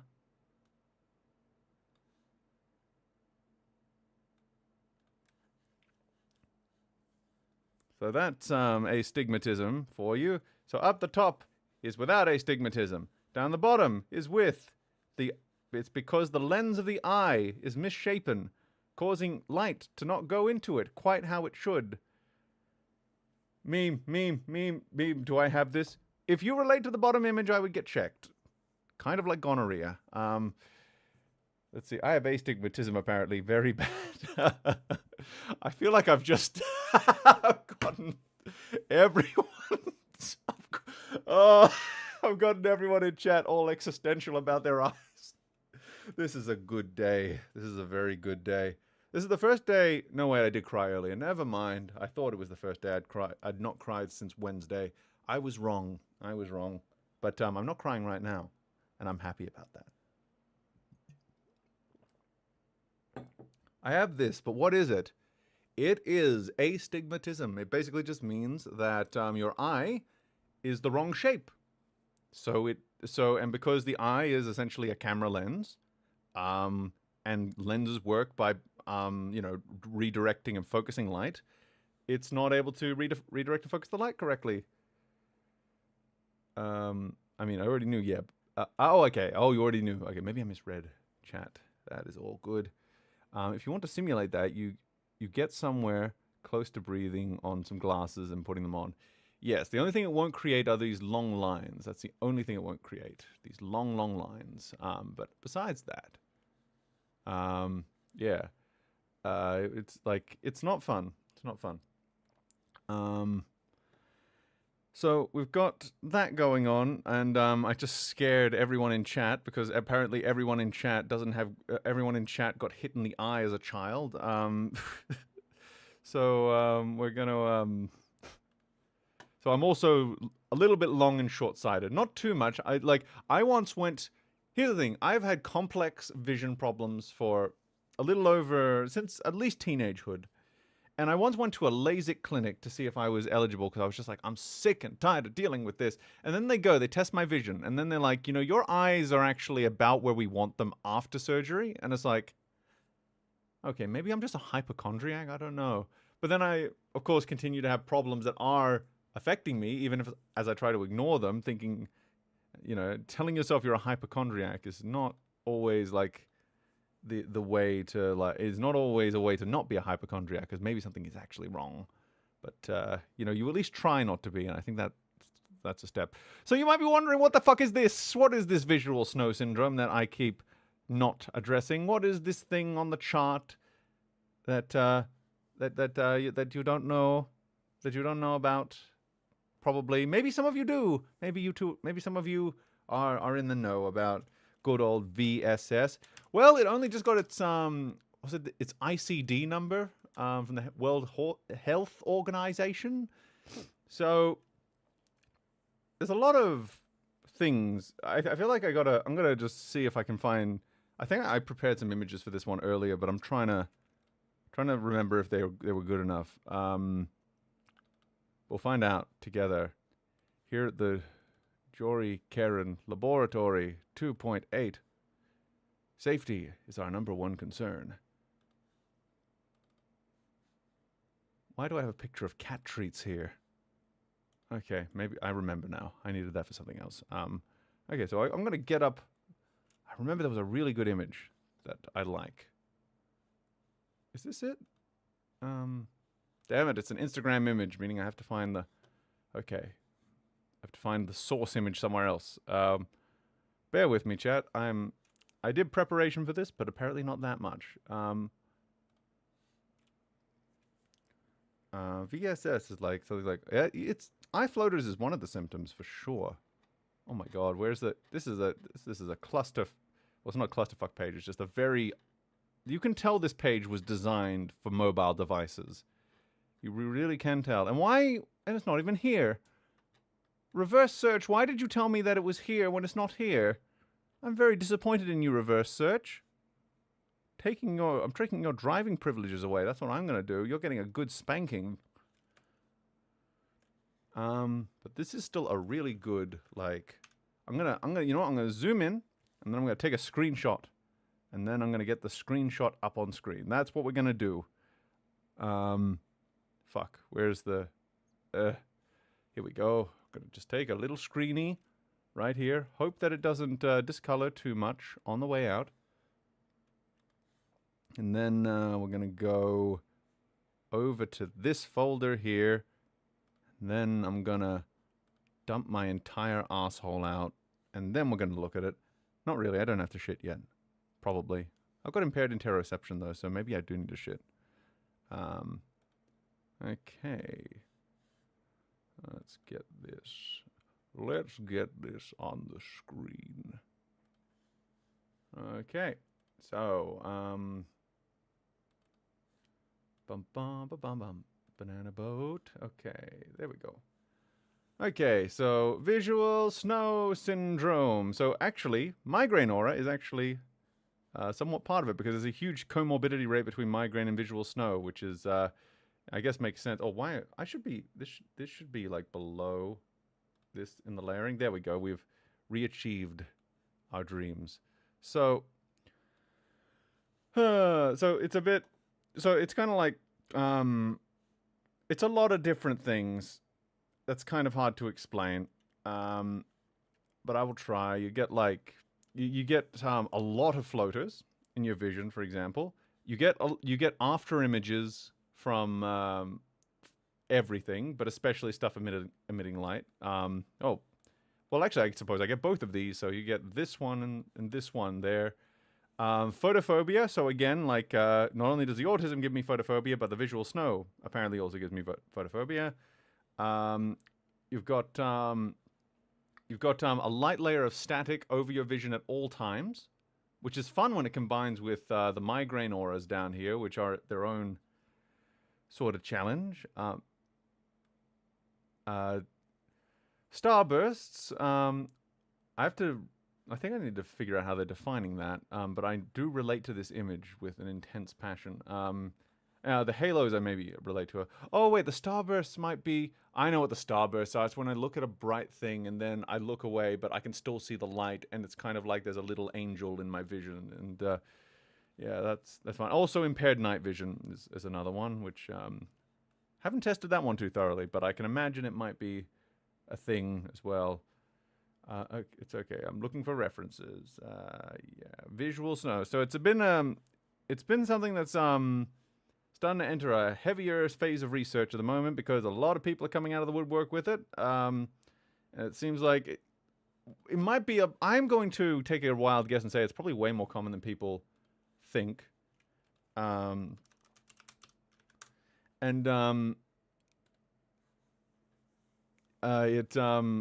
I imagine a lot of people might have it like for most of their life, but they don't kind of realize that it's not normal until it starts to creep in or something. I don't fucking know. All I know is that it is like adding to the things that are in the way of my ability to see, and it's the kind of thing that gets worse with stress as well. So like if I'm completely calm. Because it's not an eye disorder is the thing. It's a neurological sort of thing where like I think there's a few different theories about what it is. It might be that the neurons are just overexcited or something, but it's essentially that there's something about the signal going to the brain that gets a little bit imagine a lot of people just thought it was normal. Yeah, that's the thing. But then you start to, it's only when, I guess maybe it's just that people are just getting more self-aware and they're kind of thinking like, wait, my vision isn't actually that clear, but it's not like, blurry. It might not be blurry, but it is like dirty vision. Got very dirty vision. Trying to see if I can find like a good before. Oh, I like this one. I like this one a little bit. Or I would if it was bigger, like my balls. Here we go. So this might be a good. It's one of those things that's kind of like. It can be a challenge to, I imagine, visualize, but we're gonna do it. This dick was made for coming, and that's just what it'll do. A dick, dick, dick, dick, dicky, dick, a dick, dick, dick, dick, dick. Oh, dicky, dicky, dicky, dicky, dicky, dick, dick, the dick, dick, dick, dick, dick. Dicky, dicky, dicky, dicky, dicky. Where did it go? Oh, there it is.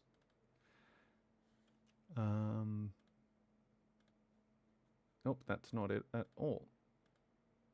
Nope, that is definitely not it.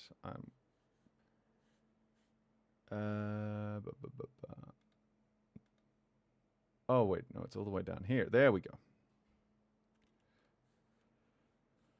Okay, let's put that on the screen. Here we go. So this is a kind of like normal vision, visual snow vision, and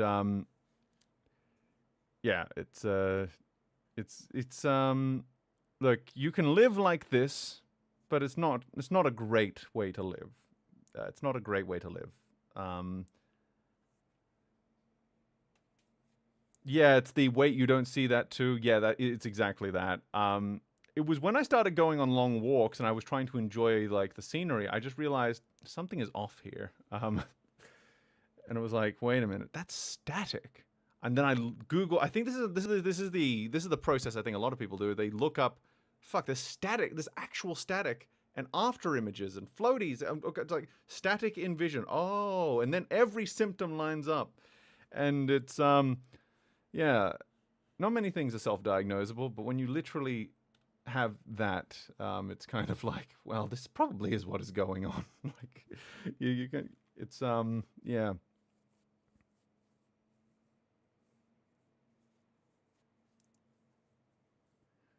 Why is Meme singing Christmas music? Why was Meme singing Christmas music earlier? I was singing Christmas music. That's a. Was the Dick song a Chris? Was that a Christmas music thing? I wonder if there's like a video I can show maybe. I don't know, visual snow syndrome, because it might be like a better way to do it. It's just I don't know if I've got this set up for like, and some of these are from TikTok, so I'm like, ugh.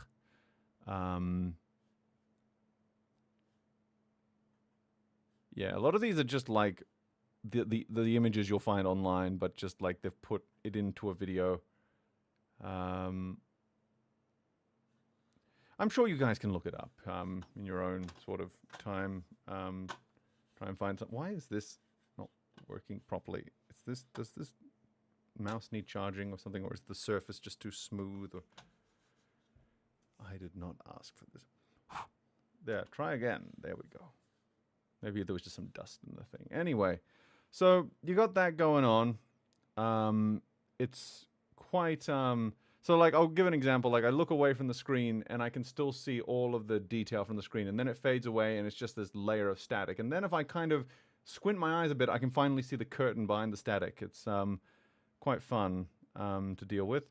But then of course you can turn up the light to try and compensate for the fact that your vision is a bit compromised in the dark. But oh no, you've got photophobia, so that means that bright lights are actually painful. And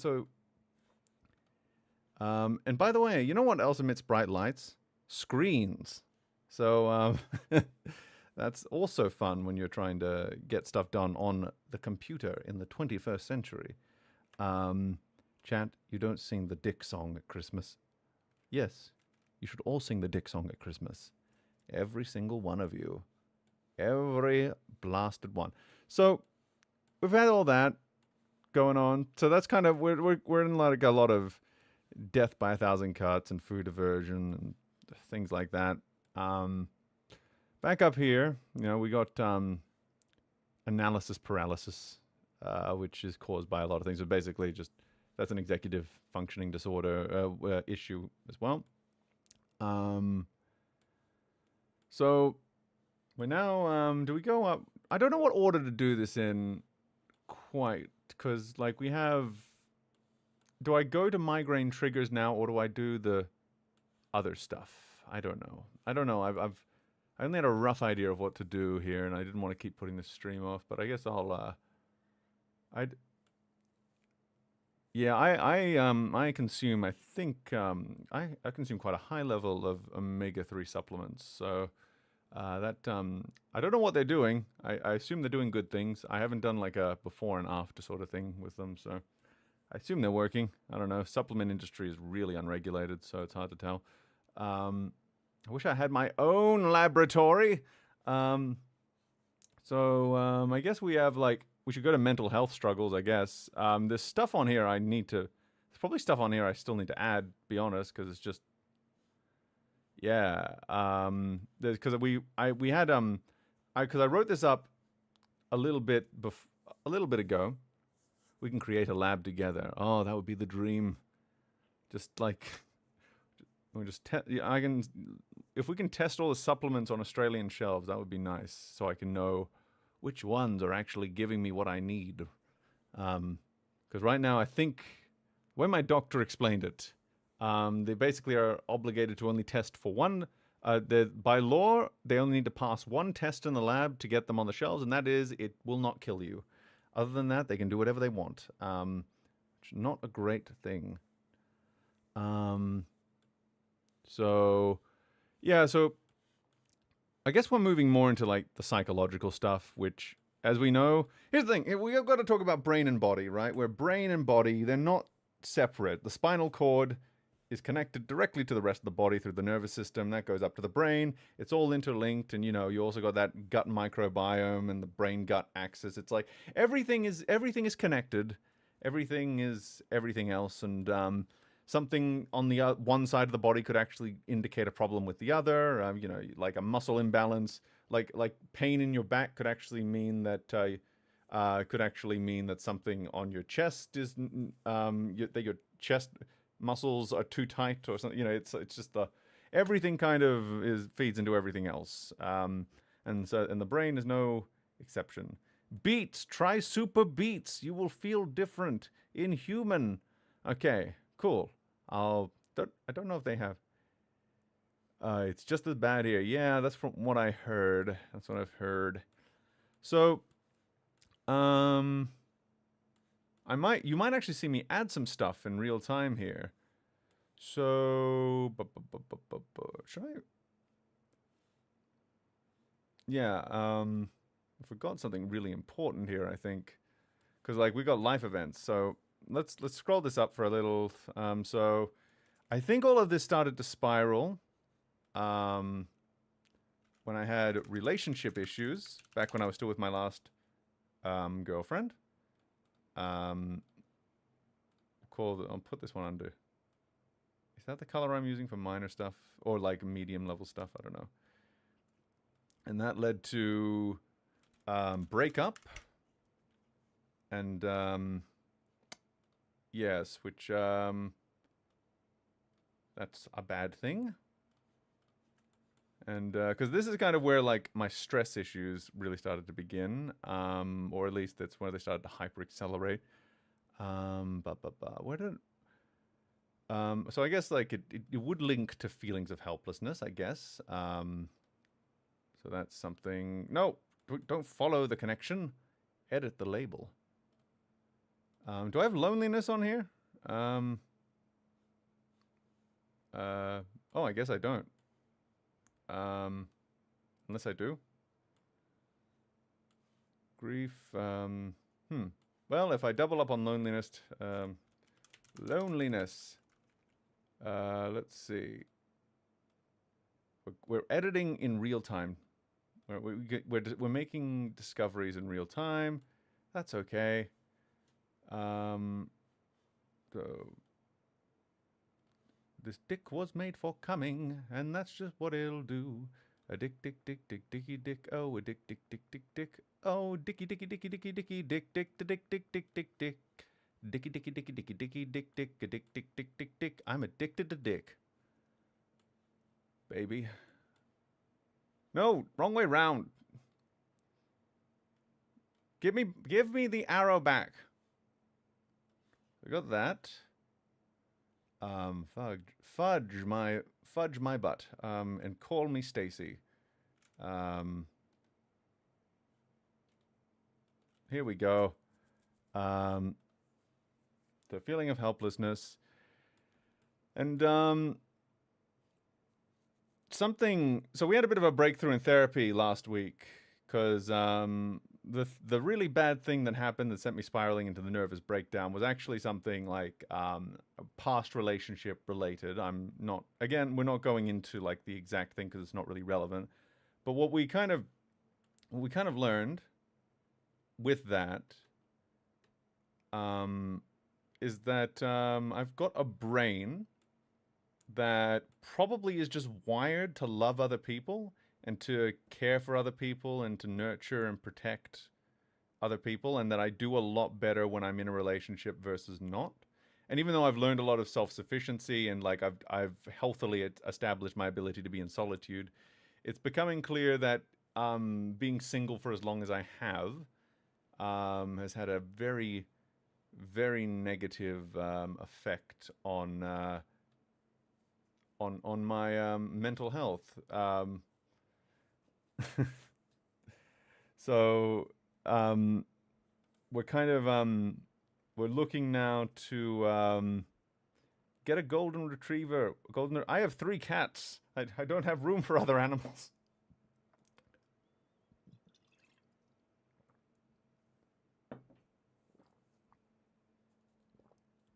Oh, meme is a giver. I am a giver. I'm very much a giver.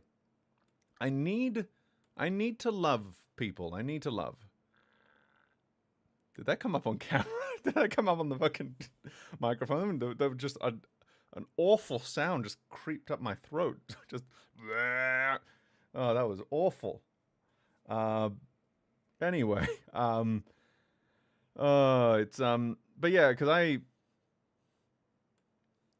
I'm very much I was quite traumatized by that last breakup because it was it very much represented a lot of personal failure for me. Not that I think I've since I've chatted with my ex since all that went down, and she's taken a lot of responsibility for. We've both taken responsibility for everything that went down, so it's water under the bridge at this point. But there's still that lingering like wanting to connect, and for her, she's not in quite a place where she can reconnect with me, unfortunately. So I'm kind of left without a relationship at the moment. And again, I thought, okay, I'm going to grit and bear through it. I'm going to get this EFAP project done. But it does seem like the longer I've gone along, it's been a huge thing wearing down at me. But it's not the only thing. It's just kind of something that's come up, and maybe I'll talk about it a bit more in a bit. But yeah, it's its own thing. We're all going through our own journeys. But yeah, so there's a lot of things that have happened in life, and they tend to pile up after a while. And the thing about my nervous system is if I don't get a decent chance to reset after something traumatic happens, it just kind of sticks there and it feeds on me, and it just becomes really difficult to deal with. So, and there's life events here and there's also world events here, so we'll get into both. So let's go down. So for example, a few months after this happened, a friend of mine died. This was actually the final push to get the stream repository moving. It's just I wanted to live for today sort of deal. And yeah, it was one of the. It was intensely traumatic because I had to arrange travel. She was being buried about 15 hours away by car. So I had to drive all the way there because I couldn't afford to get a fucking plane ticket, and I wanted to have the autonomy to actually move around town and stuff. So I needed to make all those arrangements. I needed to get my car serviced. I needed to do all of that. I needed to get snacks for the trip, and it was actually quite a healing journey. It was just, but it was still like bloody exhausting, and it was the kind of thing where I was like, I just need nothing else bad to happen after this happens because I am like absolutely drained. So of course another family member died right, a couple of months later, right after, I don't have it here because I felt a bit silly putting it here, but right after Kevin Conroy died, which was in itself kind of traumatic because that's like, look, I don't know if you know this or not, but Kevin Conroy was kind of a really great guy, and he's also like, that's like, for an autismo who grew up with Batman, that's a loss. That's just a loss. It might feel silly to cry over someone who voiced a cartoon character, but it is a loss. I was really devastated. So I was going through that. I was trying to put that stream together, and then this happens, and suddenly more travel arrangements, more disruptions, more X, Y, and Z.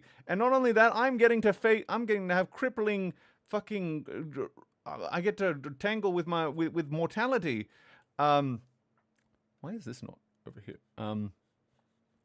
And then, of course, I try to go on vacation, have a good time, and then I get COVID, and that results in my first trip to the emergency room, one of many after that. In fact, either taking family members to the emergency room, or I'm ending up there myself for various reasons, like the seizure-like event, and I had some chest pain back in December, and I also ended up there for something else we're gonna get into, and I look, guys, it's not a good thing when you're in the waiting room to the emergency room and you're like, feels like home, feels like you've it's just become another place that you go sometimes. It's not like that's probably not a good thing, right?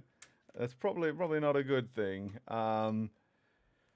Yeah, it's been a whole thing. So that happened. I'm still dealing with the grief from this. I'm still dealing with the grief from this. Still dealing with the grief from this. But I'm getting along. And I try to make a little bit more progress. But then, fuck, I'm trying to remember. But then, of course, the assault happens. And I get, I'm not only like, I not only face, my potential death, again, but I also get a fractured elbow for my trouble, which takes a lot of time to heal. And I also get like wonderful, absolutely fantastic post-traumatic stress disorder from it as well, which, we really love around here. Just good old PTS of the D. So for quite a few months, I'm afraid to go outside, like not outdoors in general, just the local area. I'm just hyper vigilant about, and it takes me a long time to get through that. And so I'm dealing with grief over here, PTSD over here. My elbow is fractured, and it all starts feeding down into stress. And you might notice, I'll tell you what this category is in a moment, but you might notice that this little category here, it's kind of got a lot of things going into it, and a lot of things going out, because stress influences a lot of different things. And yeah, you can kind of see a few different things there. And of course, that it doesn't help that it creates a routine disruption. Now, this is over in the autismo category a little bit. I think. No, it isn't over in the... Maybe it should be, actually. I don't know. But changes in routine can be really, really disruptive to the autistic nervous system. Because autism thrives with routine, which is why having autism and ADHD is really fun, because you have one side that wants no routine and the other side that wants zero routine. So you need to find something that you can do where you can have like structured guarantees, but stuff where you're flexible to do a lot of different things, which is why the EFAP job was really good, because it was a very familiar, because it was allowing me a lot of freedom to do what I wanted, but it was also, it was within a certain structure, which was a very good thing. But I get over that. I heal from my thing. I start to get over my post-traumatic stress, and then, oh no, my cat is diagnosed with chronic feline kidney disease, because it's one of them had to, I guess, because it's like the #1 killer of cats over the age of 10. And now I go into panic mode, because it's like, I'm trying to figure out, like, the doctor's probably missed something. I'm going to send them all of this stuff. And then we just keep going through options. And it's like, oh, fuck, there really is, like, not a lot of options here in this country. It's just so difficult to get anything approved. So this, again, contributes to this feeling of helplessness, which was also I feel like there should be more things feeding into this, but, whatever, Trevor. This is, slowly eating into like this existential crisis where I'm being confronted with my own mortality. I'm being confronted with the mortality of others. I'm deeply lonely. I'm telling myself I'm going to die alone. And it's getting really rough in the personal life space. But then, of course, we go over to world events, and so now we're in a cost of living crisis. So we got financial stress going on. That's nice. We got the Australian election year this year. And look, not to put I don't want to get too political, but I was when I was talking to my therapist, and she was like, "Why are you so? This is like more than just like what the thing that happened was not. My reaction was not indicative of the thing that happened. It was indicative of everything else that I'd been subconsciously thinking about. And as a disabled man who is very much reliant on like government systems working and all that, all I could think was, in my really manic state. I was like, am I going to be, if one side gets in over the other, am I going to be fucking alive in 2 years' time? Because I'm really falling behind because of all of this shit over here, you know? And, US election year, not going to go into that, but, it's a stressful time for everyone in the world, not just America. And because everything that happens in America kind of just, it affects everyone else. It's, kind of part of this was also just like there was some shakeups with NDIS, which is a National Disability Insurance Scheme. So that's where I get money to be able to afford like, cleaners and support workers and assistive technology, things like that to help with my disabilities. And there was a bit of a shakeup this year that there was a lot of misinformation going around about it. And I didn't know which way was up, and it was causing me all sorts of like pain and things like that. And yeah, it was just not having a good time at the movies there. Not having a good time. Let's see. So yeah, so then we got to talk about anxiety disorder. So there's a bit of a chicken and egg scenario here, where it's like, do I have anxiety just because I'm genetically predisposed to it, or do I have anxiety because I grew up autistic and like if you're and with ADHD, so you're just kind of second guessing every single thing in your head at all times. I think that's a very valid question. I don't know. All I know is that I've got anxiety, at least a panic disorder, social anxiety, cognitive distortions. It's a fun time. And so, as a result of this, so what is it? So, social anxiety, it can, where does the social anxiety come from? Well, we have to kind of go down into this category here where mental health and neurodivergence and neurodevelopmental disability kind of all start to mix and match and all that. So I suffer from what are called intrusive obsessive thoughts. And in fact, the thing we were talking about in therapy last week was that I have an obsessive brain, which is pretty normal for autism, but it is, and also ADHD because of hyperfixation. It can be very good because it allows me to really pull apart a problem and put it back together and understand how everything works. But it also means that it just consumes me, and it can be very overwhelming for other people. But it can also spiral within my own brain in a way that can really, really fuck me hard. It can really fuck you right where the sun don't shine. But where did all that come from? Like, well, part of it is just kind of the nature of it. Autism, you have special interests, which is to say, there are certain things that are you just find utterly fascinating, and you want to learn every single thing about it. And you combine that with hyperfixation. It's just kind of, it becomes just its own thing, really. It just becomes your life becomes that thing. And it can be quite debilitating, even if it does mean that once you are interested in something, you will become an expert within about 5 hours. It's especially if you have good research skills and stuff. But there are other things that can cause like intrusive thoughts. So the anxiety causes leads to it, because I'm always like thinking like, am I presenting correctly? Are my arms weird? Is this, it's the masking behavior, I guess.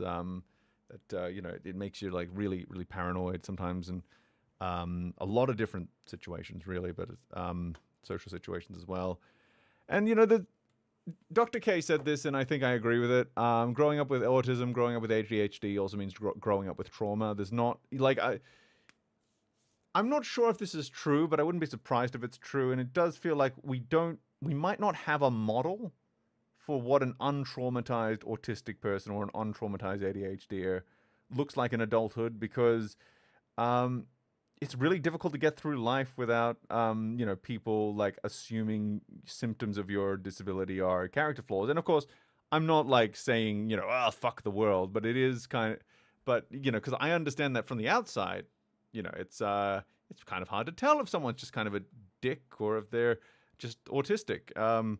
I mean, if you if you see enough, to be fair, if you've seen enough autistic people, or you after a certain period of time, you can kind of start to suss them out. But it's not always obvious, and especially if you're not knowing what to look for. So, I've been pretty severely mistreated like a lot of my life. I was very lucky in high school, and year 11 and 12 and all of that, because we got to a point where everyone kind of understood my deal. I was kind of just treated as part of the team, and I think I really benefited from that. But then as soon as you go into the adult world, it's kind of like going back to primary school, where yeah, people are just they're not too understanding. So you kind of got to really cloak, those autismo traits of yours sometimes, and it can get quite draining after a while. Not that we should have to, but like sometimes it's a survival thing. So you get that trauma from being misunderstood, which it leads to like a pathological need to over-explain. I wonder if there's an example of over-explaining an issue somewhere here that we can talk about. I wonder if there's...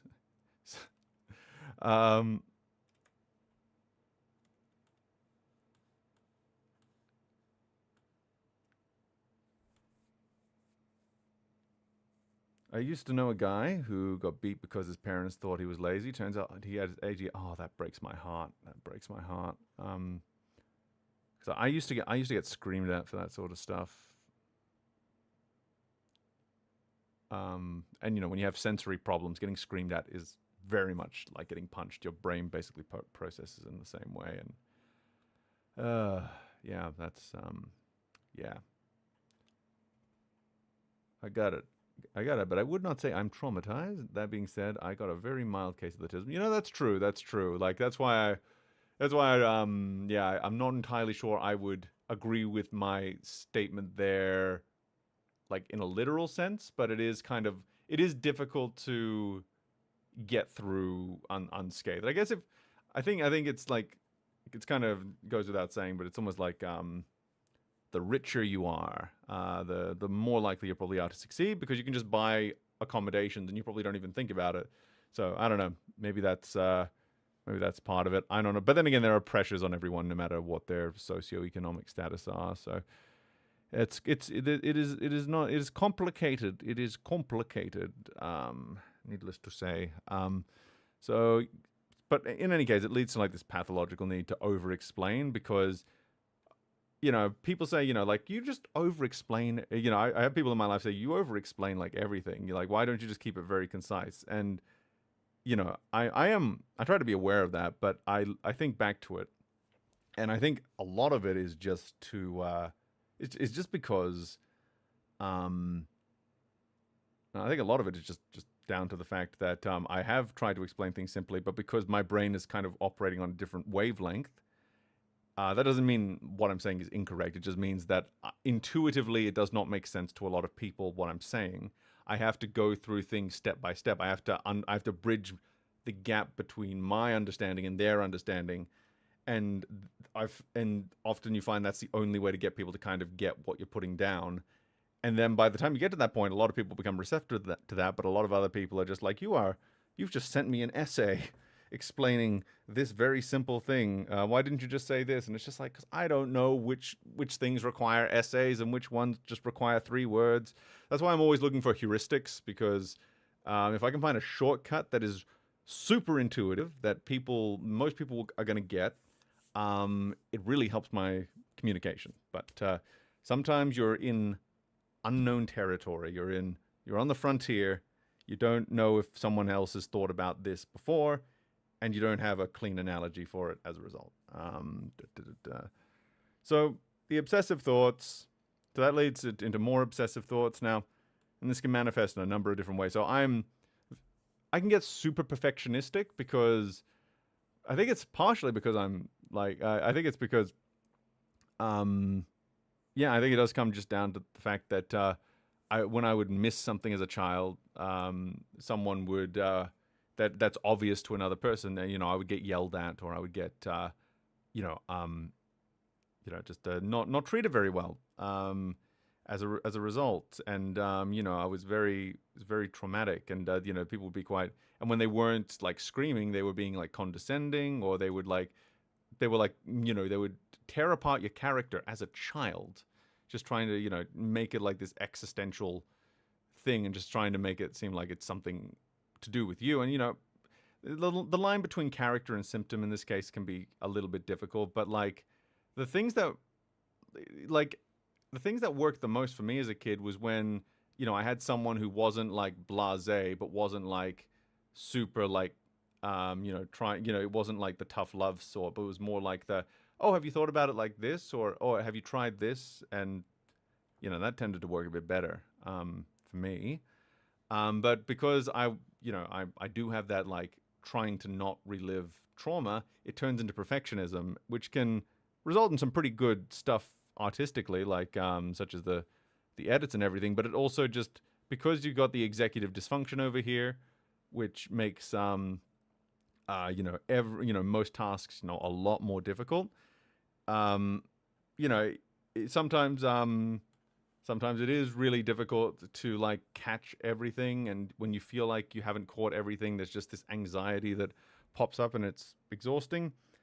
You go into black and white thinking as well, which is kind of an autistic trait already, where it's like autistic people are like, they're very justice oriented. So there's a huge justice sensitivity. Justice sensitivity is actually listed as a symptom of autism, where there's just a very strong reaction to perceived injustice, which, makes I guess that makes autists the superheroes of the real world in a way. But it also, you can't tell me Batman was neurotypical. I'm sorry, not with that obsessive compulsive whatever the hell he's got going on.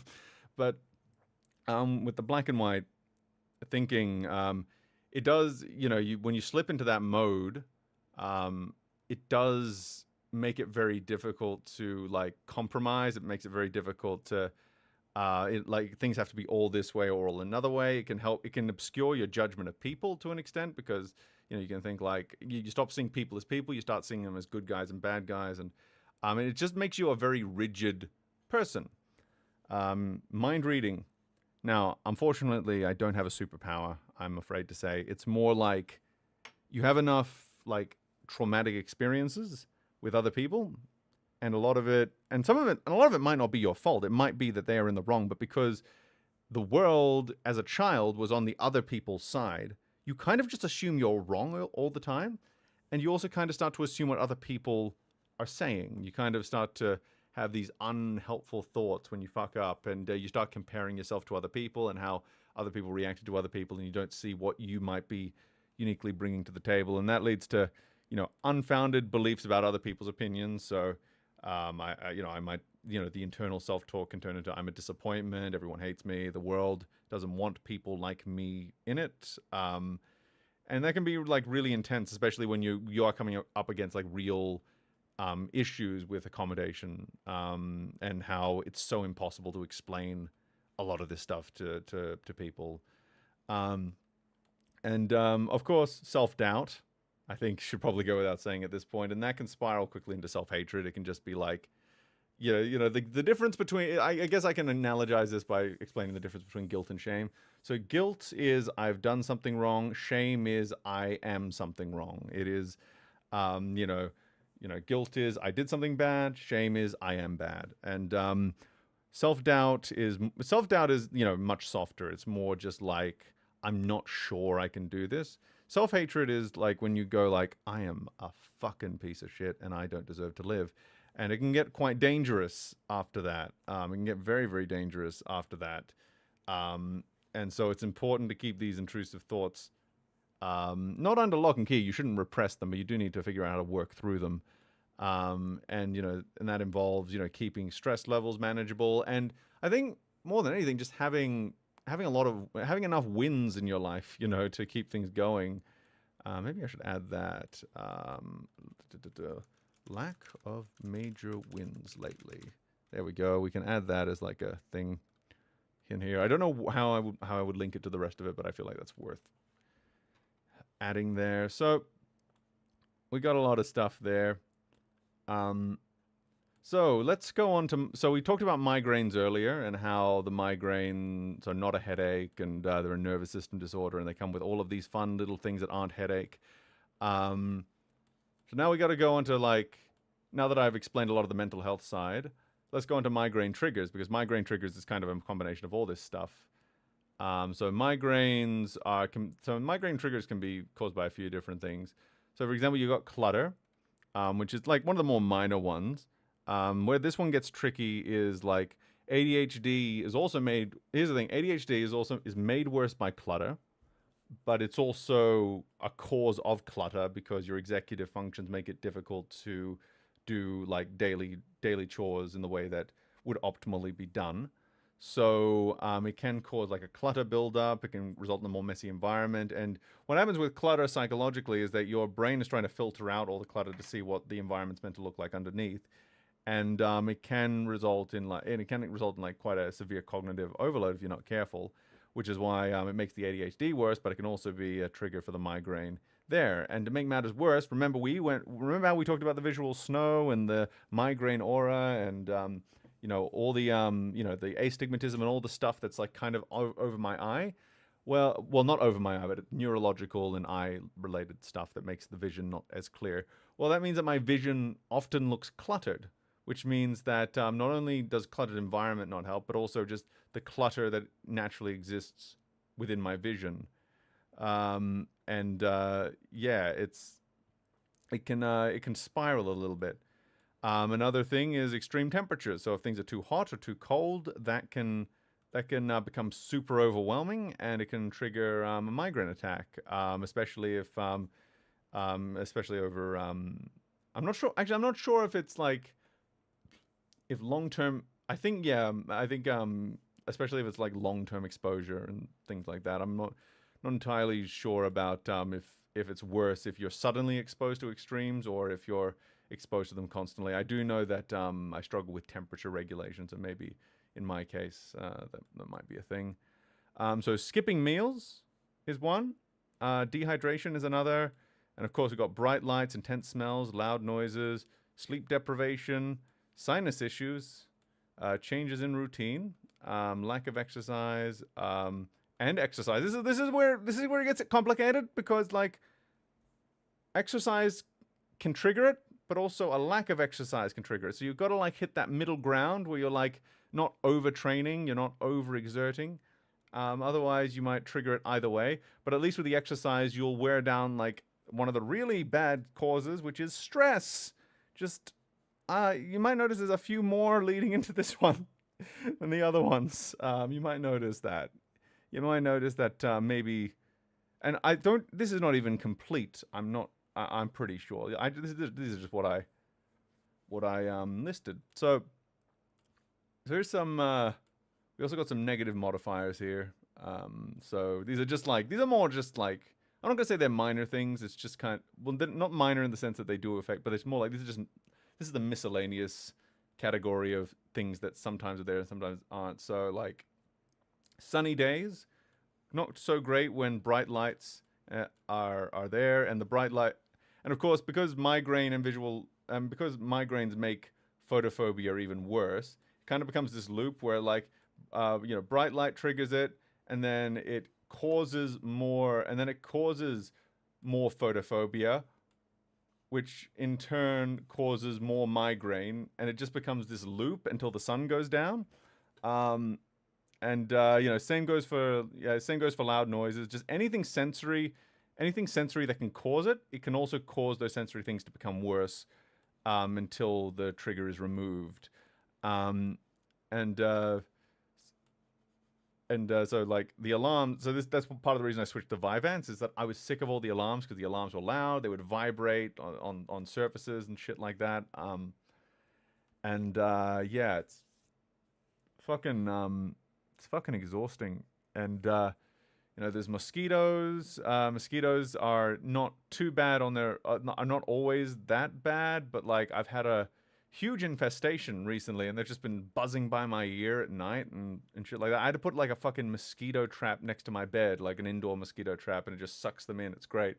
But it got that bad. And of course, financial anxiety, that's a big problem. And of course, the more migraines you have, the less you can work. So not only does financial anxiety cause stress, which will cause migraine, but also it will cause more financial anxiety, which will cause more migraine, which is fantastic. I think it's absolutely brilliant. Um, did I get it over? Are these all the triggers? I think so. I think so. So yeah, so I think we've gotten like a broad swath of things here. Let's look over to like some things that are a bit more specific. So my apartment is kind of killing me. Not in a literal sense, but more in just like this place was designed clearly for people with wheelchairs, but not for anyone with any other kind of disability. So everything is kind of really low down. Like there's a lot of corners that have been cut because fuck disabled people, I guess. And it's retardedly like it's got good bones, but it's retarded. It is retarded in its design. What is this program? This is Obsidian. I'm using the little graph thing. So it's kind of hard to talk about this without sounding like a whingy crybaby, but I've put up with this for about 5 years. And the thing about, if we think about like things from like an Atomic Habits point of view, where it's like, the things that are going to stop you from succeeding are not often the big things, but the little things that are always making your life worse. Is that arrow the wrong way around? No, that's exactly where it should be. It's just that it's just a bit confusing. So it's like the little things that are annoying at the best of times, but then or the disruptive in a minor way at the best of times, but then when you hit ground zero, when you're hovering above ground zero, these are the things that are going to just bring you tumbling down. So that's why I need to mention the apartment, even if it does feel like a whingy crybaby sort of thing. So this might be where I have to start drawing things. So you don't sound like a crybaby, me, and you sound like someone trying to work out his melodies. Yes, indeed. So let's get I don't know. Let me get paint up. I don't know. Maybe this is the way to go. I don't actually know. Gonna make sure there's no identifying information in Paint. There shouldn't be. I use all meme repository stuff when I'm using the computers to make sure I don't dox myself. But you know how there are just some programs that just have your email address directly in the center. Okay, so long as I don't click on this little thing up here, I'll be fine. There's only one place I can dox myself. Oh, and that might dox me. No, that won't dox me. There's no information there. I was wrong. But yes, let's starters. Let's get this brightness. Let's paint this black. And how am I gonna do this? I need to get one. You know what I need to get? I need to get one of those stylus. One of those drawing tablets that's just like a mouse. That's kind of like that's a non-screen one, so I can just casually do something like this. But we'll make do. We'll make do. Let me just get the. Let's get window capture up. Okay, so let's go to paint. Why is it blank? It should not be blank.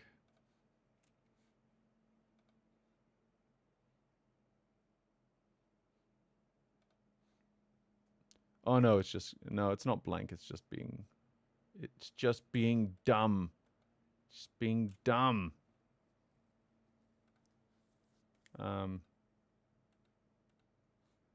Well, this is what it thinks Microsoft Paint is. Let's try again. Maybe if I put in a new window.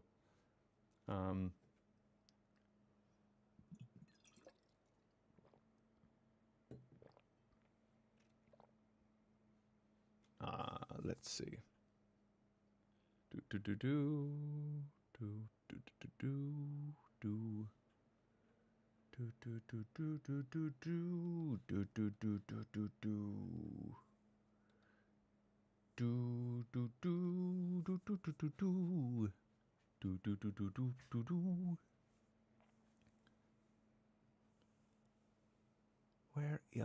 Where is? Okay, it's still not doing it. It's still not giving me the thing. Is there a driver problem here? Is there a problem here when I have to go into some setting and go like turn off hardware acceleration or turn on hardware acceleration or something like that? Is this why it doesn't like me? What did I do to deserve this?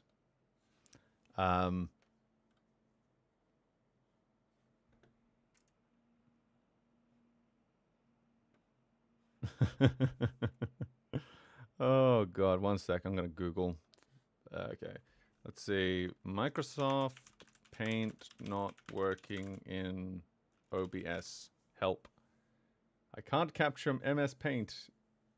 Okay, someone on Reddit already had this problem. Good, good. We will turn to the wisdom of the crowd. Make sure when you go into properties, select. I'm not gonna restart my computer just to fucking get Microsoft Paint to work. You can't force me to do that. If I turn off capture, maybe. We'll see if that. Wait, multi-adapter compatibility. What does that do? Absolutely nothing. Fantastic. Capture method. Nope. Oh, got it. Ah, good. Good. Good. I like that I got it. I like that I got it good. We'll just yeah, we'll get that and nope, that didn't work. Wait, what? Oh wait, no, it's other one. Yeah, there we go. Crop that.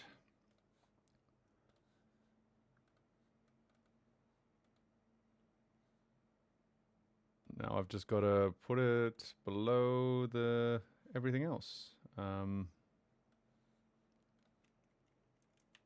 Yeah, we only need.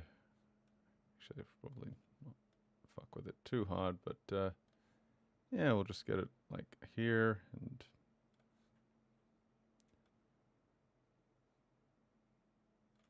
It's probably good enough, right? Where's the?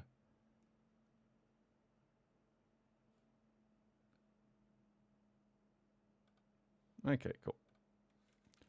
So we've got the black void of blackness here. Now we're gonna do other things like suck our own dicks. Okay, so I got some issues. So I guess the first thing I'll do is explain the layout of the apartment, really. So we've got the balcony here. No, wait, switch to white. I switched to white. Why aren't you whiting? Don't tell me you're frozen. No, wait, you're not frozen. Okay, then why aren't you writing? Is there a... Do I need to say the magic word? Like... The floor plan doxing is also complete. Joke's on you, mine is a generic layout that many apartments have. Ew. And why is it not doing white? Now it's doing white. I don't understand why it wasn't before, but now it is. Okay. Okay. So. Wish I had a... Do they have any stabilizers here? Otherwise, this is going to look messy as fuck. Remove background, flip. You've got all of these tools here now. Oh, they got layers? They added... Motherfuckers added layers to Microsoft Paint. I didn't think we'd see the day. I did not think we'd see the day. But I still don't have a stabilizer. I still can't stabilize. So that's all good though. Unless no, that's just thickness. Anyway, so we got the so we got the fucking thing there. Or maybe I know what I can do. I can do it this way. We got balcony here. This is the balcony. Everyone remember that. That's the balcony. And the living room and the kitchen are separated kind of by this wall here. And then as you go down, I guess I'm going to have to, I don't usually use Microsoft Paint, but I feel like it's like the convenient option here. So when you go down here, so when you go down there, You go down here, and you come across. So the bedroom. So my bedroom is. You enter. So there's a wall here. There's a wall. There's another wall. Here. And except of course for my room. I didn't ask you to do that, friend. That was very rude. What you just did. Except for my room. Except for my room here, which is where the which is how shall you say this is where, like, not only where I sleep, but it's also where I'm streaming right now. So I'm somewhere behind this wall here. I'm somewhere behind that wall, and yeah, it's a it's a thing. You know, it's a thing. It's okay. Get that thickness up, boy. So and when the if you go further this way, someone is at my door. That might be my medications. 1 second.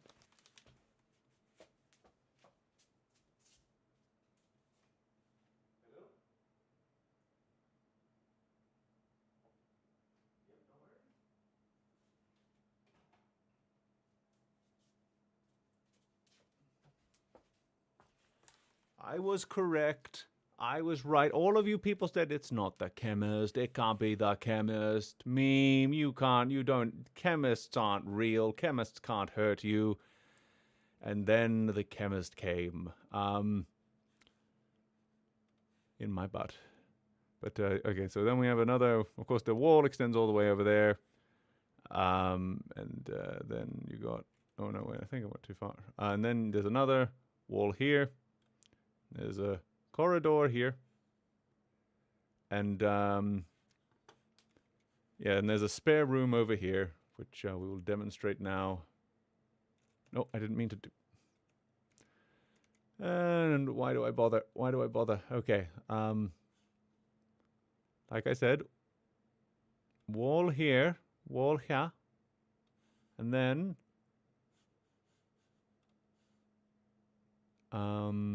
we've got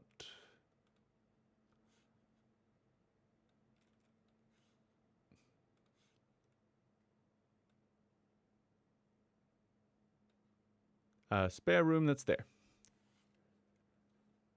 I swear to you, chat.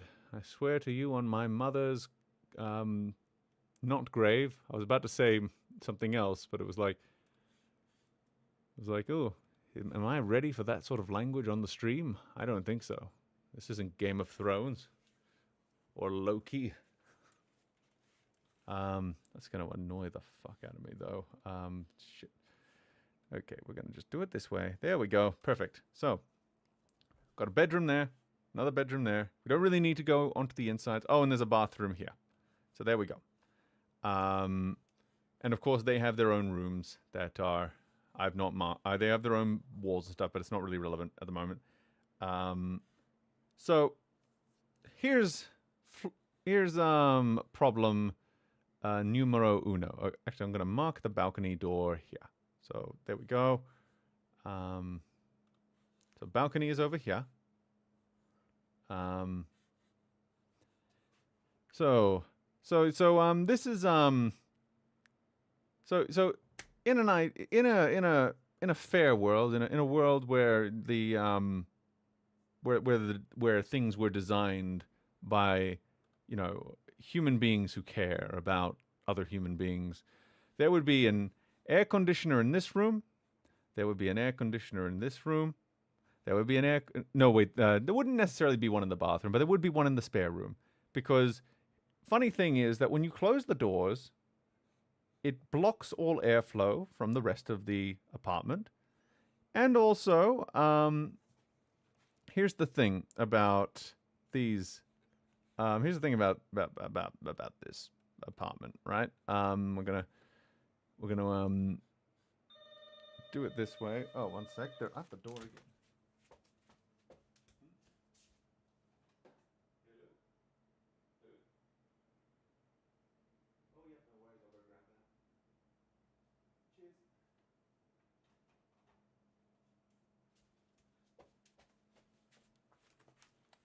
Now, thing about it is, so we got some windows. We got some. Let's just. Well, I'll create a line first.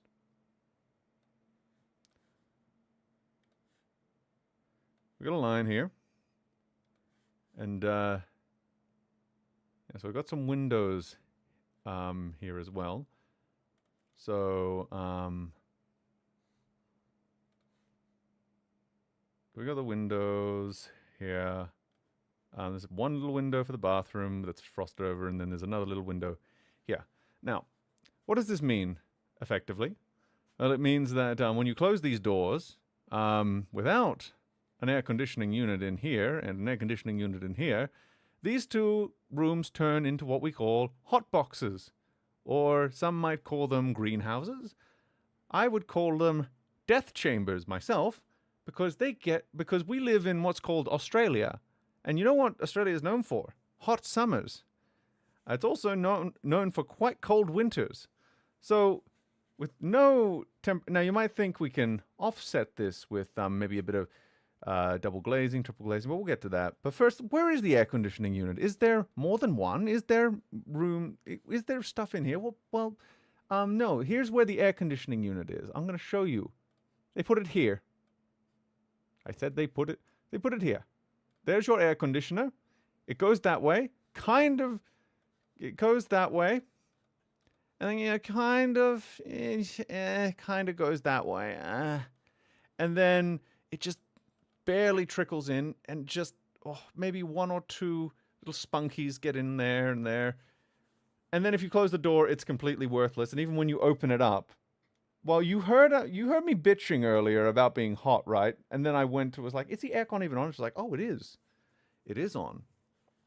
So we have a big problem where we need an aircon unit somewhere in here and somewhere in here, but especially in here, because my desk is right here.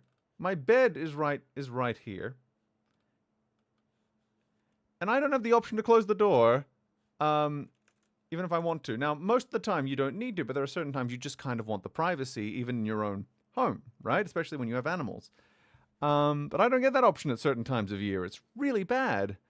And again, my desk is right by I actually moved my desk. I actually got a new desk recently, and moved over here so I wouldn't be facing directly towards the window. So that's problem one, is that we've got no aircon unit outside. We've got one aircon unit here in Australia. Again, in Australia, we must emphasize this, in Australia. Only one aircon unit, and it will blast one room full of hot or cold air, and then you kind of just have to hope that it's going to travel over to the other directions. You just kind of have to pray a little bit. So that's one issue.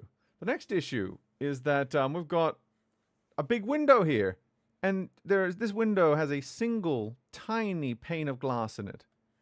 Now, what does this mean, ladies and gentlemen? I'll tell you. And in fact, the balcony door, also just a tiny little pane. Tiny little pane. This one's a bit nice. This one's a bit better. It's frosted. But so what that means is that, so there's no double glazing, no triple glazing, no tinting. And what that means is that the outdoors has more control over the temperature indoors than the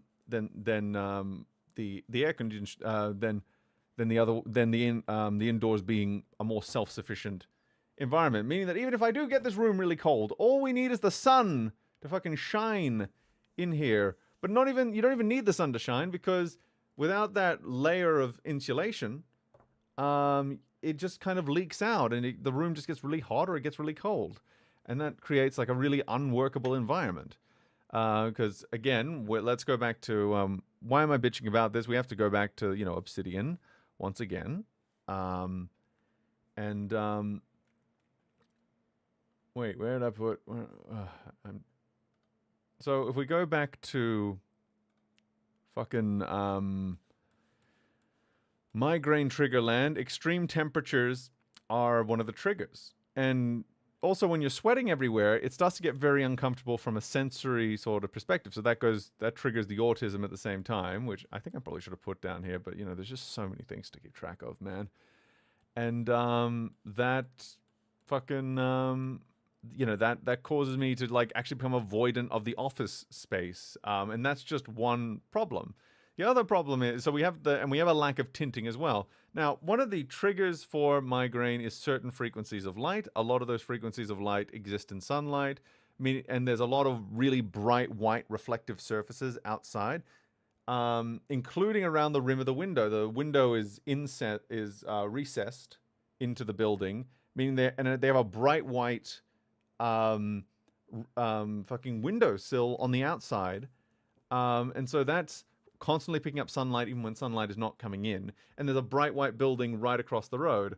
So I'm having a good time. I'm having a very good time trying to deal with that. So the lack of tinting also means that whatever problems is caused by the lack of double and triple glazing, it is enhanced even more. And the cherry on top, no sound isolation. I don't get to isolate. I hear entire conversations downstairs. I hear all the birds. I hear all the things. And, that's not too bad at the best of times. But when you've got hyper acusis and, and you've got sound sensitivities that get worse with stress, and when you're trying to calm down and you're being, and, every single new sound is like putting your anxiety higher. You just kind of feel like there's no escape from just the stress of it all. You just kind of got to wait for the world to calm down outside. Oh man, and it's not been fun. Not been fun.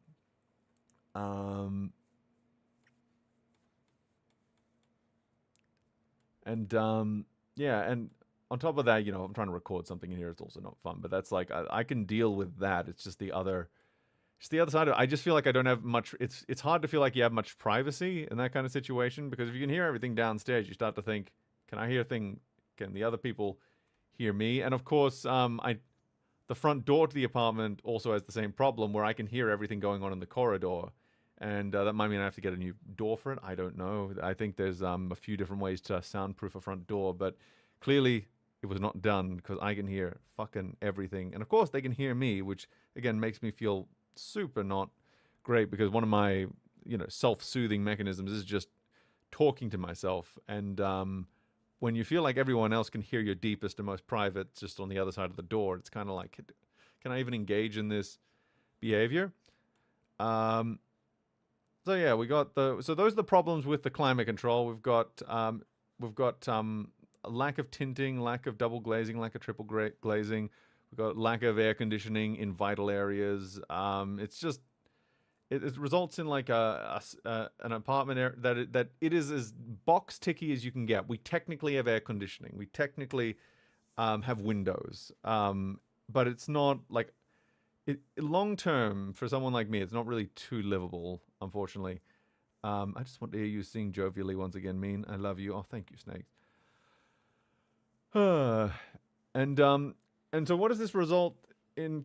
So the result of this during the workday is that I get a lot more work done, say, during the winter time, because I can start getting work done after the sun sets, because I'm more easily able to avoid like the triggers and all that. Get well soon, meme. Oh, thank you, Jose. Thank you. Thank you very much, my friend. Oh, keep on keeping on, you crazy man, you. So as a result, I've got, that limits the amount of time that I can comfortably work. Because the thing is, I've tried to brute force it. Before I recognized that this was the problem, I've tried to brute force it, and I'm just looking at my screen, and the screen's already quite bright. So that's already its own issue. But then we also have just the nuclear bomb going on outside that is the sun. And it's like I can't focus at the moment, and I've taken my meds. I've done all of this. I'm not in bad shape. It's just I cannot. Something about, I thought for a while it was just that it was the monotony of doing it, but then I realized no. If I get into a good flow, it's still fine. It's just something is causing me to be averse to this activity, and I don't know what it is. And then eventually I realized it's probably all the brightness and everything. And oh my God, just so many things got deleted. Did a spam bot get into the system? Oh, I see what happened there. Someone was spamming. Let's see. So as a result, you start working late hours because that's the only time you can actually get functional. But the thing is, you're fighting against another pull there, which is, you get tired at night. So if the sun is setting at like 8:30, that's not a lot of time. And after that point, you're kind of just ready to settle down to bed. At that point, you're kind of just ready to settle down. So that leads to, so either I choose to sleep deprive myself or I just get no work done. And one is going to lead to stress. The other one's going to lead to stress and sleep deprivation. It doesn't really help that much. It makes it so that it makes it really difficult to say, if say Mauler asks, like, when are you going to get this done? I can give him like the technical amount of time it would take to get done, but there's so many external factors that could be like, not just like making it a little bit more difficult, but like actually actively interfering with my ability to engage with the work. I've given him so many like, I'm going to get it done by this, and it just hasn't happened. And after a while, you kind of realize there's something going on to cause this, and then you draw something like this, and the rest is history. So we also got the problem of the bathroom sink. So I'm gonna have to draw another picture for you guys. I hope you're ready. So we're gonna say goodbye to this brilliant diagram of my apartment. We're gonna say goodbye to this brilliant diagram. It's completely accurate. And we're gonna go into the bathroom now because I need to change angles. So we're gonna just we're gonna. Oh my lord! Oh, I completely forgot that was on another layer. Okay, let's just fix that. Okay. So, I guess first let's just look at the layout of the bathroom, right? So bathroom is basically a big square. So I'll just draw a square. So this is the bathroom. And it's actually quite a spacious bathroom. Like, it's not too bad. Like, as far as space is concerned. It's not a luxury thing or anything, but it is, it has enough space to put into a bathroom what you would expect a human being to need in a bathroom. And in fact, it looked when I first moved in, I was under the illusion that it was bigger than my last bathroom. And it is a little bit bigger. A little bit. But, first let's figure out where the door is. So the door's here. This is not to scale perfectly. I will admit. And then there is actually, it's not a perfect square. I did actually tell a lie. It is more like, there's a little wall here. There's a little wall here. Because there's a laundry area over here. So it's kind of got this sort of shape, and then the laundry is over. Oh no, fuck.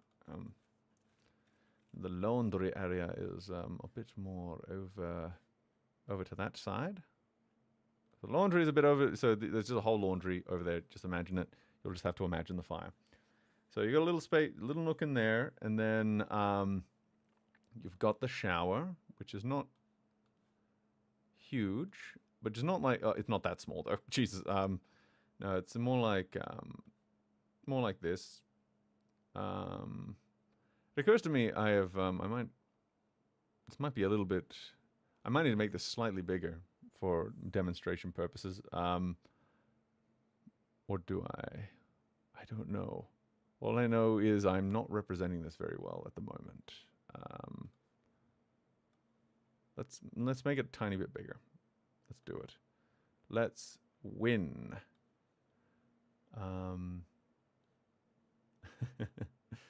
Oh God.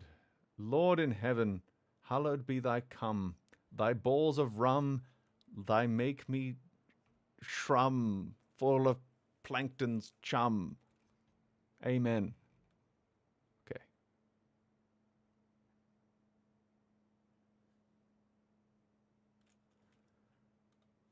Hallowed be thy come.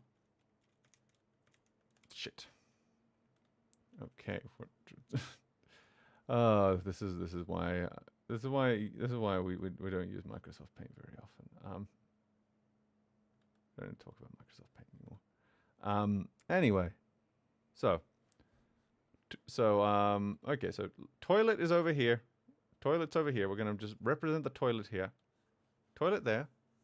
I never thought I'd be doing this live on a stream. I'm gonna be honest. I'm just having this meta-aware moment, and then we've got like a little shower sort of here, I guess. Wait, fuck. I'm trying to get this to scale, and it's annoying me. So I think it's more like, okay, so it's more like this, I guess. There's something funky about the dimensions of the room that's not translating into real life. It might just be that it's a little bit too wide. I don't know. I'll get it my best. I'll get it my best. So we got like a little shower thing here, which is not too bad. Again, I feel like this area is too wide for what I need to demonstrate, but whatever. So it's like here's the toilet. It's the toilet right there. The toilet. And then there's the tiniest, I do mean the tiniest bathroom sink you've ever seen right here. But it's not just a bathroom sink that's really tiny. It's really low. But there's also like a mirror cabinet that extends over it. So that, of course, it's really claustrophobic. And not only did they do it that way, they also put the towel rack here. Which, it gets really cramped over here. Like, look at all this space. You could fit a vanity here. And look at what they actually did. Like, this is... And so I got to show you this from the other angle now. So, this is the... Oh, God, I didn't mean to do that. Shit, no. Okay, we're gonna prune our thing first. Missed the start. That's okay. Oops. That's okay. We're getting there. We're getting there. Yeah. So we got that, and now I'm going to show you the fire. No, I'm going to show you exactly what is what I'm going to show. So this is the sink. So this is the sink from the side. So this is about and for scale, this is, so let's just imagine that I'm going to put so this is about where my knee is. So my knee is up here. And then the rest of my leg is, of course, down here. Of course, that doesn't look very much like a leg, so we're going to go with maybe one of these instead. And then the upper half of my leg is here. So this is not my hip. This is my knee. And that's how low. And I am 5'11". I am 5'11". I'm not too tall. This is just a short-ass sink. Yes. And also, remember, let's not forget the underrated fucking mirror, the cabinet mirror that they've decided to also put. They've decided to make it eclipse everything here. So I have to like reach in a little bit, and it feels really gross. But also, of course, we can't forget the all-important towel rack, which is also right here. So I get to rub my way up against the towel rack while I'm trying to bend over to get water. Also, the sink doesn't have a plug. It doesn't have the ability to have a plug. It actually has a little mesh, mesh. Not even a mesh, but here's the drain, right? And it goes like this. And there's a little thing that goes on top of it, which makes it look like it's like one of those plunger plugs. No, no, my friend, not a plunger plug. It just doesn't go, it just doesn't go down. It does not. So not only that, it doesn't have the ability to hold water. It doesn't have the ability. It's really fucking short. It's put in like the most claustrophobic area possible. And and as a result, I now have serious oral health issues. Well, not serious. Well, some of them are kind of, but the point is, remember how we talked about my food aversion? There's another element to it.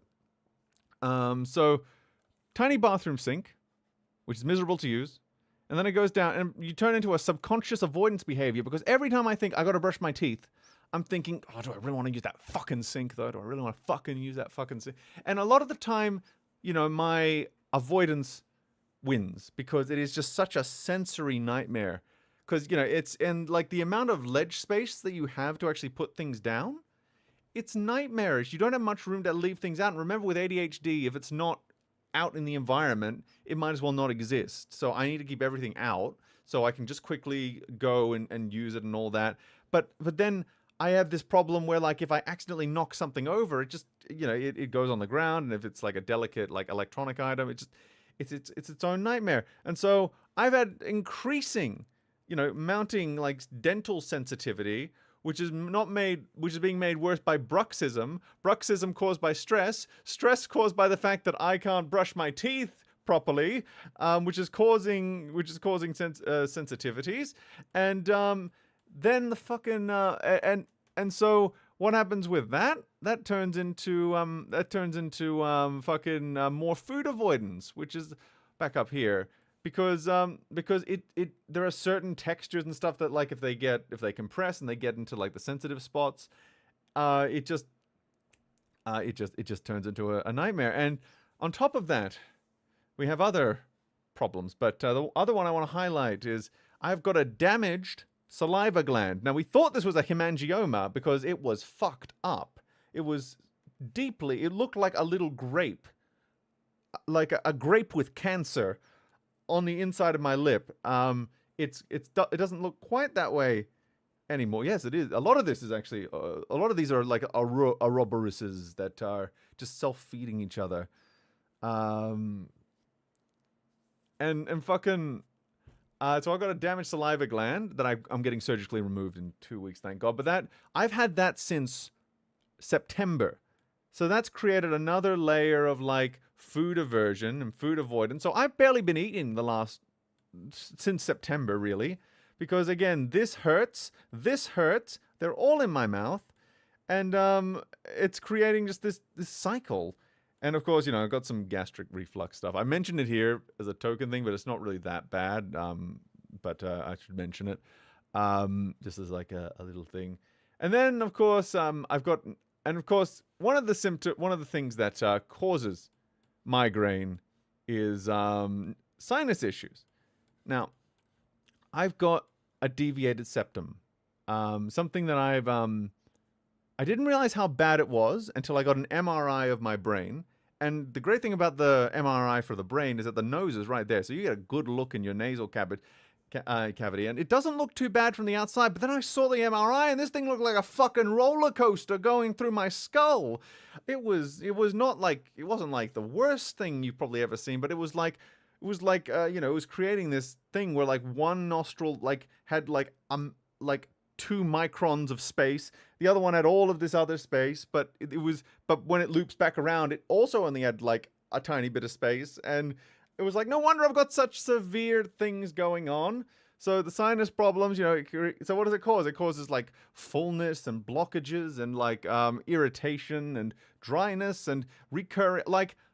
There is not, ever since I was a child, there's not been a single day where I have not had to wake up and do my daily extraction routine of the gunk and the festering ooze that comes out of my nose, just constant infections. And then of course when I go to the doctor, it's just like, no, it's fine. It's just like, no, it's not. Look closer. So I'm seeing an ENT in April about it. But that's just another thing on top of that. Just fucking no. It's really embarrassing when you have company over as well.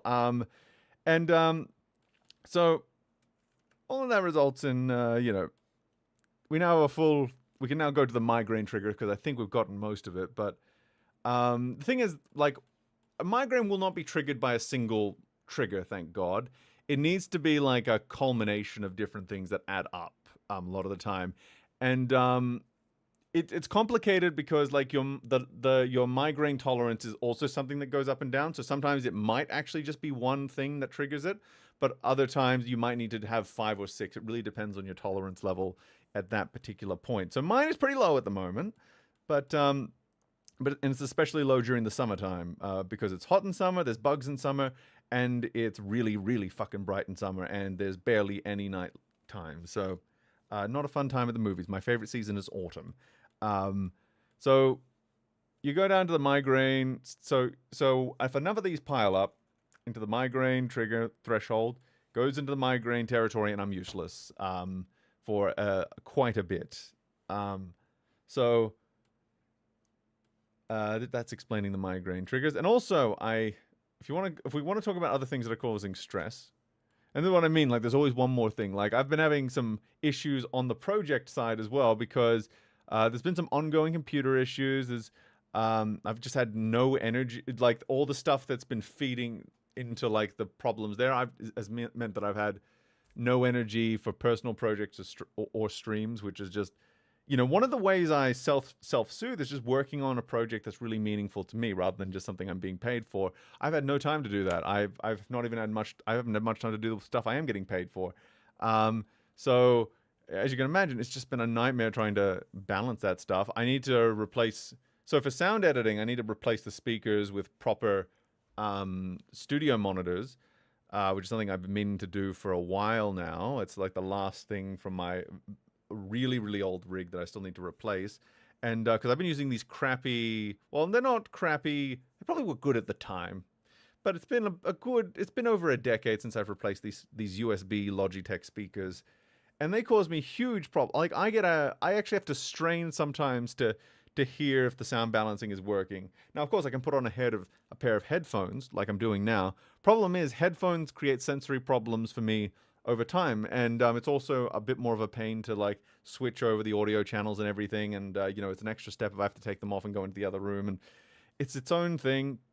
And I think there's also like reasons that headphones aren't as accurate as studio monitors either, so there's like an argument to be made there. But point is, I've been needing those, haven't had the money for them, but that's been causing stress there. I am almost out of space. I've been using so much cloud storage, and it's bankrupting me because I need to like actually just get like a full-on NAS drive and like just get a bunch of additional storage, because that's been trying to, you think of when you're video editing, you're bouncing between so many different files. Some of them are big, some of them are small, but it all kind of adds up over time. And when you want to say get a clip from a movie, you have to get the movie, right? And you have to get the file in there, whether it's through one means or another, and it takes time, and it takes up space on your hard drive. And that's fine if you're only editing like one or two things, but with these EFAP projects especially, like, you want to get references from all sorts of different places, and sometimes you can't find the clip on YouTube or something, so you got to source the full movie, and that takes up a lot of space, and and because executive dysfunction is, part of that is organizational skills are just really fucked. That creates a greater amount of stress, and it just becomes this self-looping sort of thing. What the hell is this? Thinking about working. Oh yeah, and here's the thing. Some people say like, well, just take a break. And it's just like, I've taken a lot of breaks, friend. I've taken so many breaks. But the thing about it, here's the thing, psychologically, when you're thinking about work, your brain is still going, you're working. Even if you're doing nothing at all. And it's really hard to, and the thing with ADHD is the only way I can rest is if I forget about the project. But then the problem is I've forgotten about the project, which means, I might procrastinate for a few weeks, and then I'll go, fuck, I haven't worked on that in a while, and then it's a whole other thing of stress. The stress Stargate is just because I was trying to neaten up the line, so that's just basically just me redirecting the stress out into the universe. So we have all this stuff. going on, and reduces my ability to do anything that requires functioning eyesight. It creates mouth pain, which creates stress, which goes back up, and it reduces my ability to eat. And then it goes into what we call like phase one consequences. These are not like super scientific. I just needed a way to like gauge these things. I don't know. I could probably come up with a better thing, but it reduces. So also I've got hemorrhoids, which is fun. I've gotten surgery for them two times, and they've still come back. And I've left them alone, and they've still come back, and they pop out when I try to walk, when I try to run, when I try to lift weights, and sometimes they can swell up to the size of a little grape. No, I'm sorry, a golf ball. Sorry, and it's deeply uncomfortable, deeply embarrassing, and you can't just pop them back in when you're in public. You can't just reach down into your ass crack and just go, you can't do that. I mean, you can, but you shouldn't, because people are going to think you're picking your ass. And so that makes it more difficult to exercise. And as we all know, exercise kind of really fucking important for human health. And of course, we have the reduced ability to eat and drink, which we've gone over before. Now, and this leads down to the second phase consequences, which a lot of this stuff is reduces your ability to handle stress, reduces your energy for tasks, which means that you get less and less done, which creates more and more stretch, which reduces the energy for tasks more and more, and it just kind of keeps going. So eventually, you just have a reduced capacity to work, reduced capacity to communicate, and just do anything really, and then it creates barriers for reestablishing routines, because it takes a little while for me to reestablish those routines, especially now that I realize that I've been psychologically avoiding the editing bay because of those issues with the apartment that I talked about. Which that leads to constantly missing deadlines, and that leads to shame spirals about, it leads to shame spirals when, like, say I just sit down and I want to watch like, I don't know, like a new show that's come out, or I want to play a game or something. All I can think is, you should be working, you should be working, you should be working. And then it impairs my ability to engage with any pleasure activity, because I feel like I haven't earned it yet, even though I know it's a very toxic way to look at it.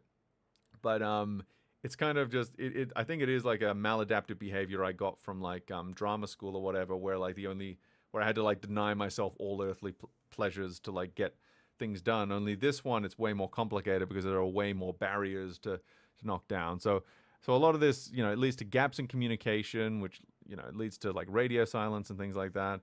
It leads to the struggle to relax or to reset. Like you just can't. Like I don't remember the last time I've just sat down and just enjoyed being alive and just enjoyed myself fully.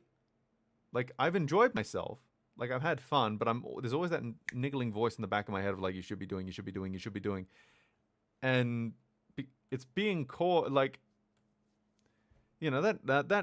that eats away at your mental health very gradually, but surely. And so it results in like these peaking anxiety levels, which leads to like huge cognitive distortions. And, you start avoiding communication because you're thinking, are they going to be really angry with me that I haven't been communicating? And you get really paranoid. You start getting paranoid. You start thinking all of these things. You start thinking everyone is like talking about you or what have you. And you see this all the time with streamers, by the way, how, their self-reinforced perception of other people or their audience or other people's audiences, it causes them to, have these huge meltdowns on stream.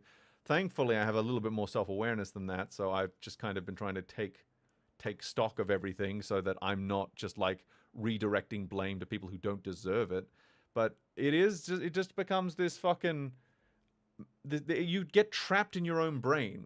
You do get trapped in your own brain, and you also just get trapped in your nervous system. And after a while, it comes to the ultimate outcome. So it results in shutdown, which is kind of like meltdown, but shutdown. So let's talk about meltdown first. Meltdown is it happens with a few different disorders, but in autism it's probably the most famous.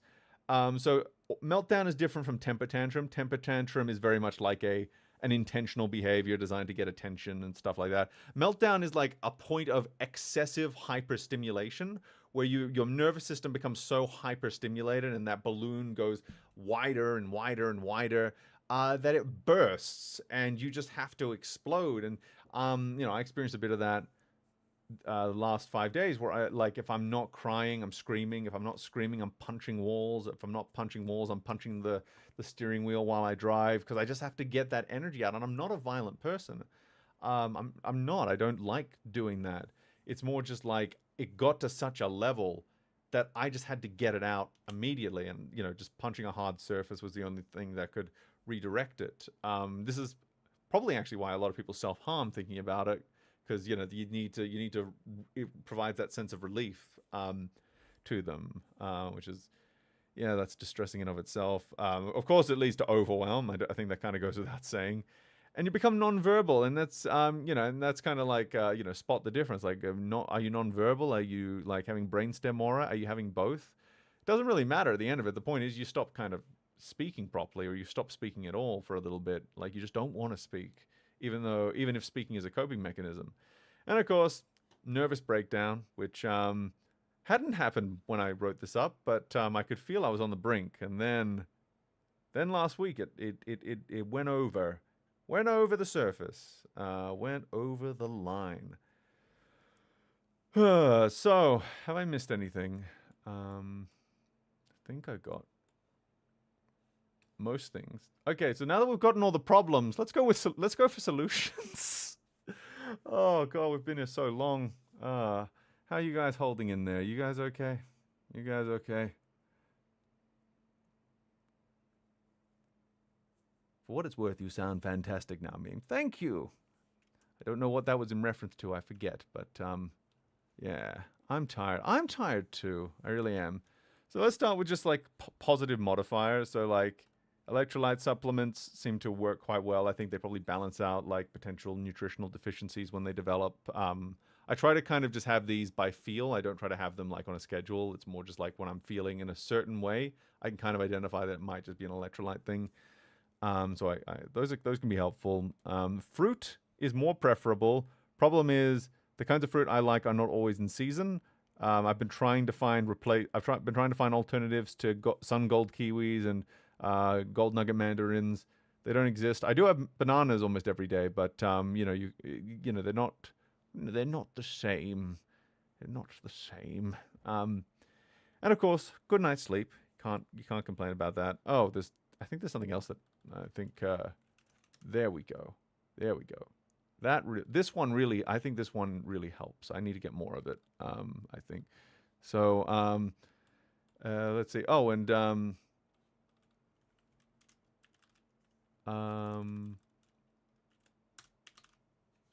we go.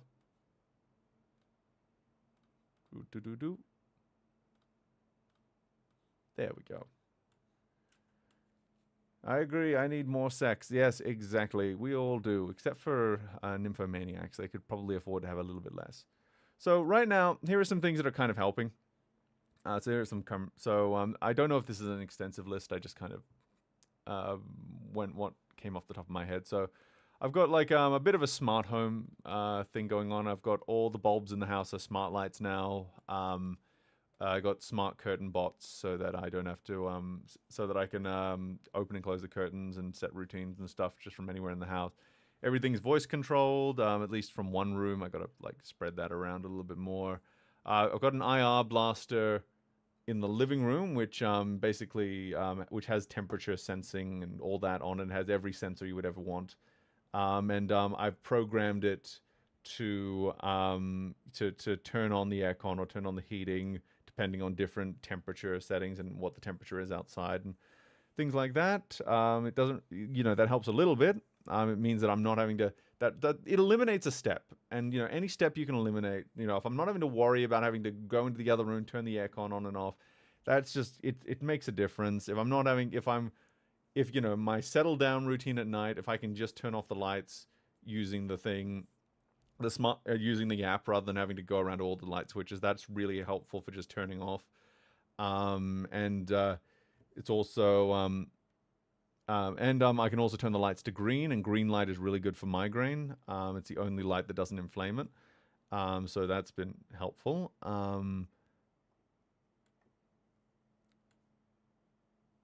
Let's see. Support from the fans, of course. I know that when I've spoken about this on Twitter, and I try not to milk it too much because I know how that can appear. I try to only give updates when really relevant, but it does really help to have support from the fans, even if it's just like, you got this meme. Because that helps to break those negative thought cycles. It helps to remind you that, like, yeah, people are in your court. Meme. It's okay. People love you. People are there, and and same goes for like support from friends and family, friends and fellow content creators and family. And I've had a support worker for a little over a year and a half now. I've rotated through about 3 so far, and they really help because they really help, well, as well as the cleaners that also come in, because again, I struggle to keep up. Like, I can do the housework. It's just I just struggle to keep up with it. And when you struggle to keep up with it, it just kind of spirals in the way that was shown before. So when you can have someone come in to help, that's really, really helpful. And of course the cats are there. Of course their ability to support me is a bit diminished because of the kidney disease thing, but they're still pretty crucial parts of my support network. And I'm also on a bunch of medications. So propranolol is kind of the default migraine medication at the moment. The clonidine and the stimulant medication for the ADHD. Valdoxin is for anxiety and depression. And esomeprazole is for my reflux. So it's my current. And plus I got some like magnesium and stuff in there that my doctor said I should take. So we got those. Frustrating thing is there are some more migraine-specific medications, such as monoclonal antibody and things like that. But you need to flunk out on like other medication options before you can get the more migraine-specific ones. It's kind of dumb, but whatever. I'm just kind of riding it. I'm just kind of riding the line right now, seeing if I can get through to it. But yeah, because propranolol's okay. It's just, I don't know. I feel like it helps a little bit, but it's not the greatest thing in the world. Though maybe I'm just keen. Maybe that's just my bias, because I'm just like, well, if there's one that's designed for the migraine itself and it's got lower side effects, I'd prefer to be taking that rather than like the yesterday's model, So, is that everything over here? So yeah, so we've got a lot more blue lines than red lines. So what are the solutions here? Well, the good news is that, the thing we got to do really is we've got to just there's 2 things we can do. Either we add more blue lines or we take away red lines, preferably both. And there are ways to do this, there's a lot of ways to attack this problem, but we gotta make sure that we basically gotta untangle this mess. So I wrote up a little here's potential future accommodations sort of thing, which are not all of these will go necessarily into effect. It's just this is kind of what could help to counterbalance what's over there. I'm gonna add another one here. There we go. So let's see. Migraine. So we got medications. So the CGRP medications that I was just mentioning. If I can get into those eventually, that might help. So that's kind of your first line of defense.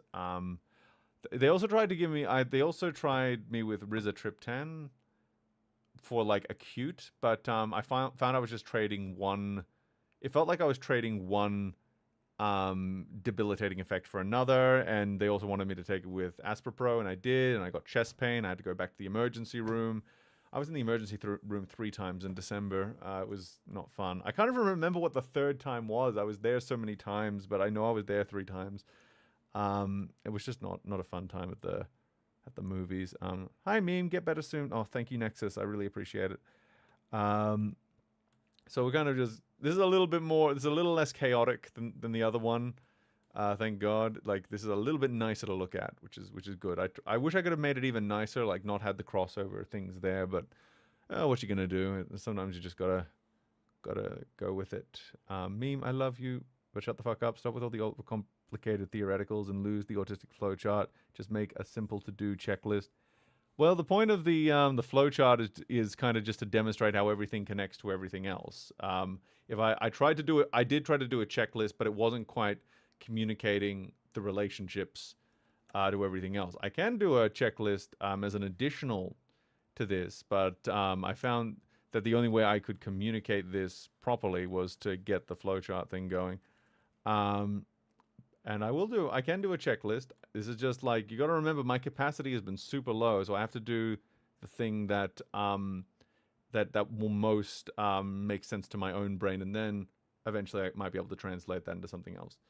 Are you doing this for you or for us though? I get the point. I'm just saying that yeah, okay, I'm not going to engage with that. Anyway. So we got so we have to like kind of break it down like bit by bit. So again, we have the medications over here. And this one is more in the immediate future because I was trialing these Avalux glasses, and now I'm just looking for a good frame to put them in. So essentially, what the Avalux glasses do is they prevent migraine by filtering out the light that comes in. So it filters all down. And the great thing about them is that even though it technically is filtering it down to green, it does it in such a way that it doesn't compromise the color. Which I don't know how they do it, but it does genuinely work. Like, I was experiencing a lot of relief from it, and yeah, it was a good time. I'm just trying to find like some good frames, because the only issue I had is they put them in like normal glasses frames, and so there was light leak coming in from the sides. So I've been trying out some different sunglasses lenses and seeing which ones like are both the most comfortable and serve the purpose as much. And I'm also looking at FL21s because apparently they're good to have as like a supplement, because they're much better for like if you're in the middle of a migraine, though both of them can serve as like an acute migraine relief. But you start with prevention and then you go the other way. So now we got sensory so we got sensory processing disorder support. So there's a few different things that need to happen here. Let's see. So I guess we start with light sensitivity. Well, all of these kind of feed into each other because I don't know if this will be the actual first step because I haven't compared prices yet, but I'm kind of just starting with like what is lower cost first, and then what I'm assuming is lower cost, and then like the more elaborate stuff maybe down the bottom. I think that's how I did it. I'm not entirely sure. So blackout curtains and roller shade. So right now I don't have blackout curtains or roller shade, and so that could be a really good like acute thing, and you can also get them in acoustic, so that could help to block out acoustics there.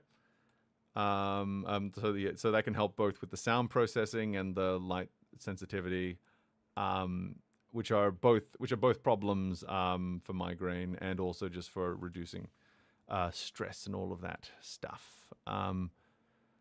Window tinting I've seen is actually relatively cheap. It's just trying to find. I'm conflicted if I should get one that filters things into green or if I should go for something that's a bit more, because you don't want to, because the great thing about these Avaluxes up here is that they don't reduce, they only reduce the actual brightness of the light by 10% because it's the frequency of the light that aggravates the eye and not necessarily the brightness. So it allows you to build up your tolerance to bright light, while also filtering out the offensive wavelengths.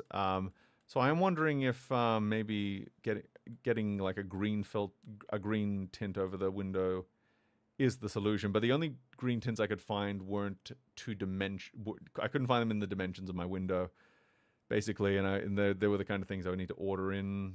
So, and I couldn't find anywhere locally that like does green specifically. So, still figuring it out. I think I should also probably get some tinting for my car windows as well, because I have to, for my day job I do have to drive a lot, and there are just certain times of day where it's just way like there's the sun. It just goes into my eyes. It's just too much. So I'm just wondering if that is an option. I don't know.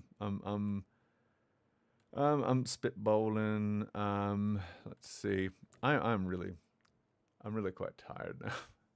I haven't eaten much today because I haven't been eating much the last week. I've just been hyper stressed from what happened last week. So I'm only now starting to get proper sleep again and things like that. So okay. So for soundproofing, so sound processing support.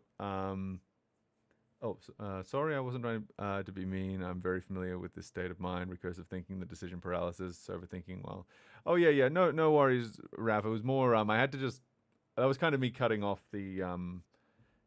So I guess just to give a bit more context, I was kind of over. I was really. What was one of the things that was stopping me from streaming was that I was really worried that I wasn't going to be able to communicate all of this in a way that people would understand. And then eventually there was just something in my brain that went, okay, you've done all this work. Now you could make it perfect and get the checklists up and all that. But what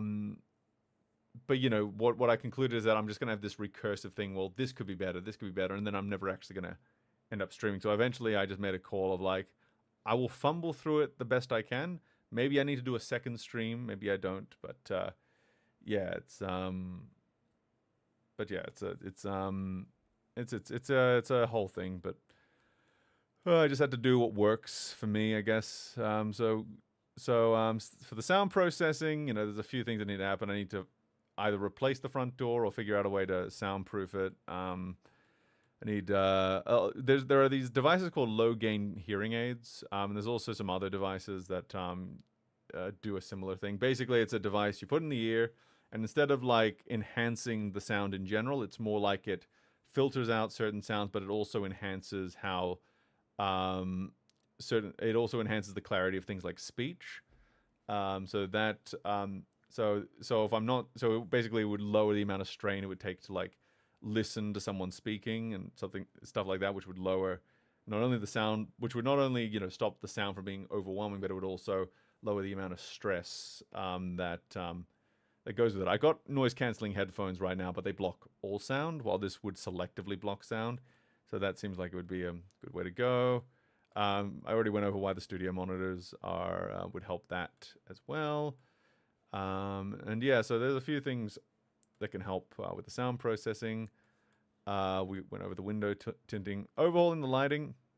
I think the solution, because if you think about like lighting, so we think about the triggers. So we got clutter, we've got light sensitivity, and we got stress that's associated with those things. So it seems like the lighting, because right now the lighting in the house, for the most part, it's just like a bunch of overhead lights, which create really harsh shadows, and they can make the environment.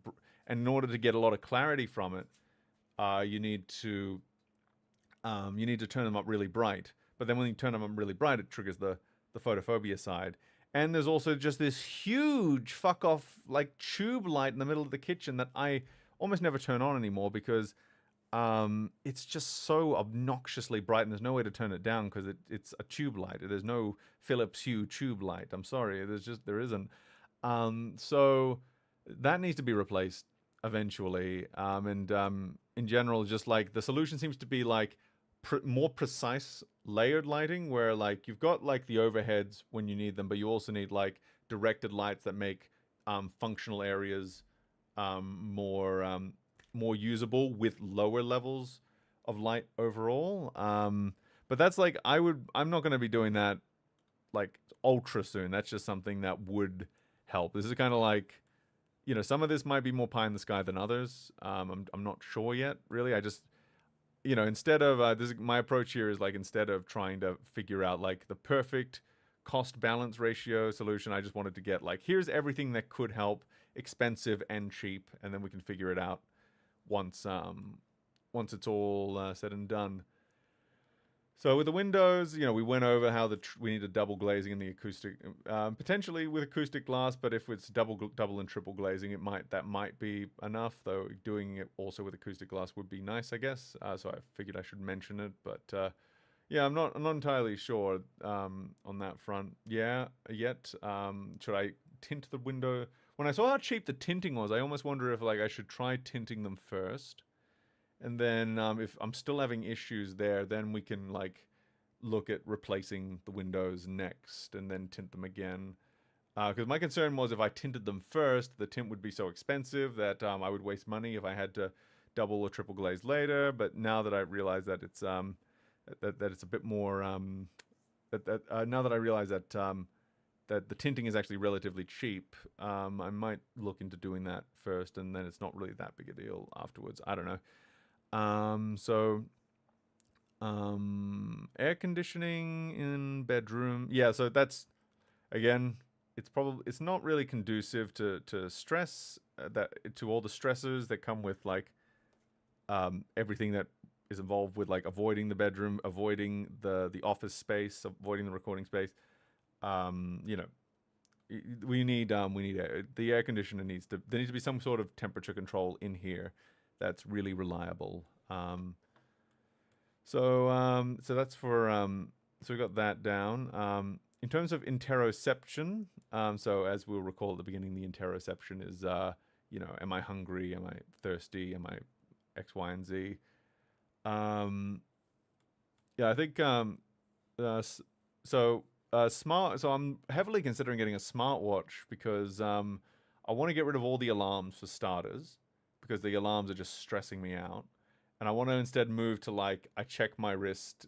There might be a light little vibrate, but nothing too much. And then I check my wrist, and then like there's something I got to do, but it's, more like I check my watch to see what I'm meant to do at the moment, rather than like, and I have to run across the apartment if I can snooze it or whatever. It's just, it's not fun.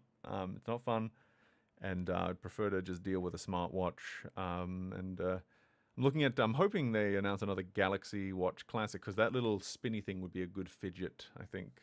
Little rim around the edge. Or I could just get an older one, I guess. We'll see.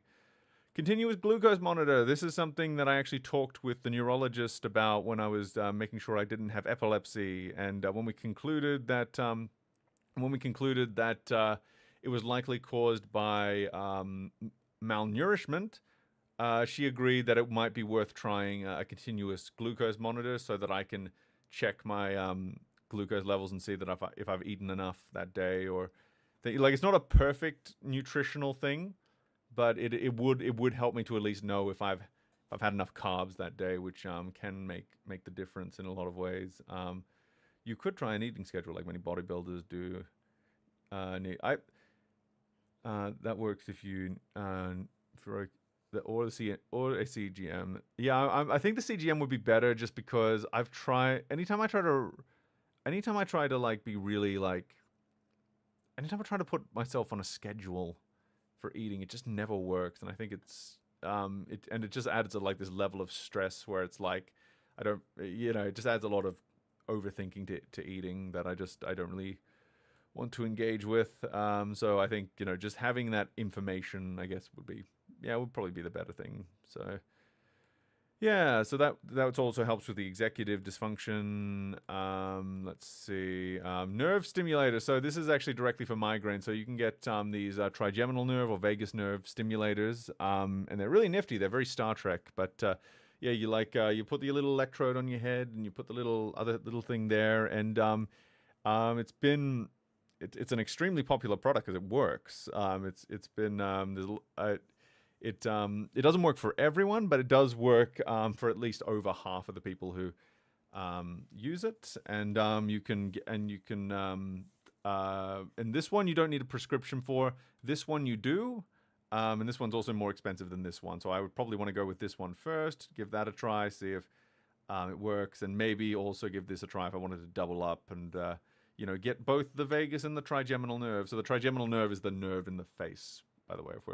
And apparently trigeminal nerve stimulation is also good for ADHD or something. I'm not sure if one designed specifically for migraine would work for that, but worth noting, I guess.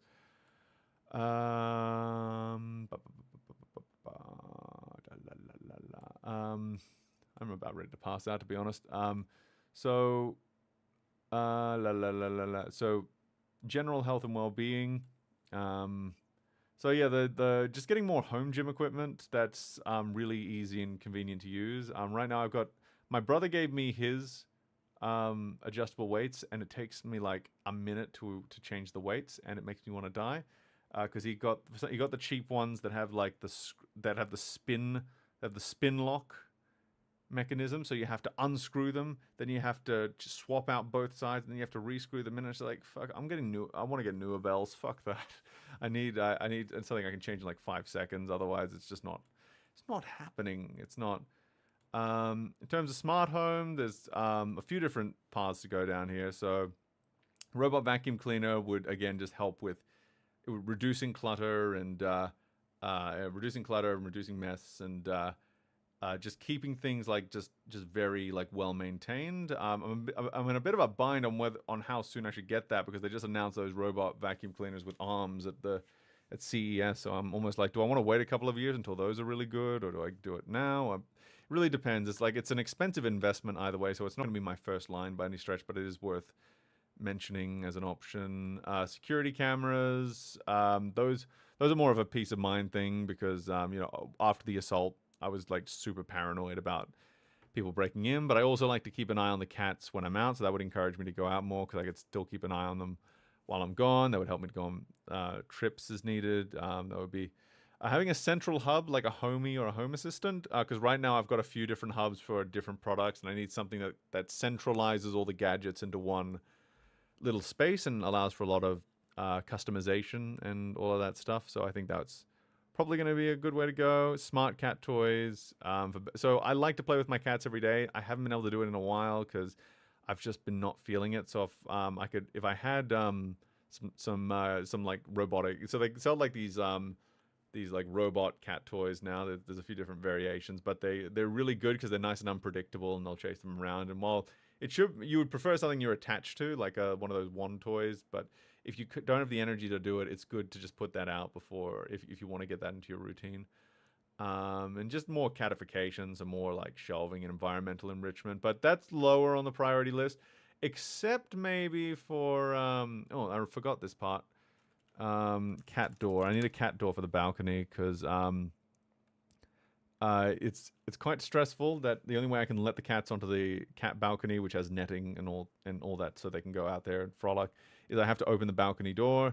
I've got to get one of these installed. That's a much easier option than some of these others, so I might get that done soon-ish. It's just always gets put off in favor of other stuff. Is that everything there? I swear there was more. Oh, yeah. Oh, I forgot to talk about the kitchen. The kitchen was designed by monkeys. So the kitchen is like lower on the priority list, but I might as well talk about it. Let's see. I have been in this thing the whole time? What the fuck? Oh no, that's embarrassing. Why didn't you guys tell me? I was back in Obsidian the whole time. Like this is the graph I've been looking at this graph the entire time. I've been looking at this graph the entire time. And no one saw it. No one saw it. Big tear for me. Oopsie doodle. I was all the way down here as well. I was looking at these consequences. I was looking at these parts here. I was looking at this. I was looking at that. I was looking. We looked at this part. Oh God. I looked at these ones too. Um. Oh God. Well, at least I was probably explaining them well enough. So at least I was explaining them well enough that no one, people weren't getting confused. But yes, there are. I drew up a whole flow chart of like this accommodation means, which is an extension of this, which is an extension of this. Then there's this, and this here. There's this there. There's, oh no. Uh. That's disappointing. Oh well. It's probably fine. Anyway, let's do a new layer here.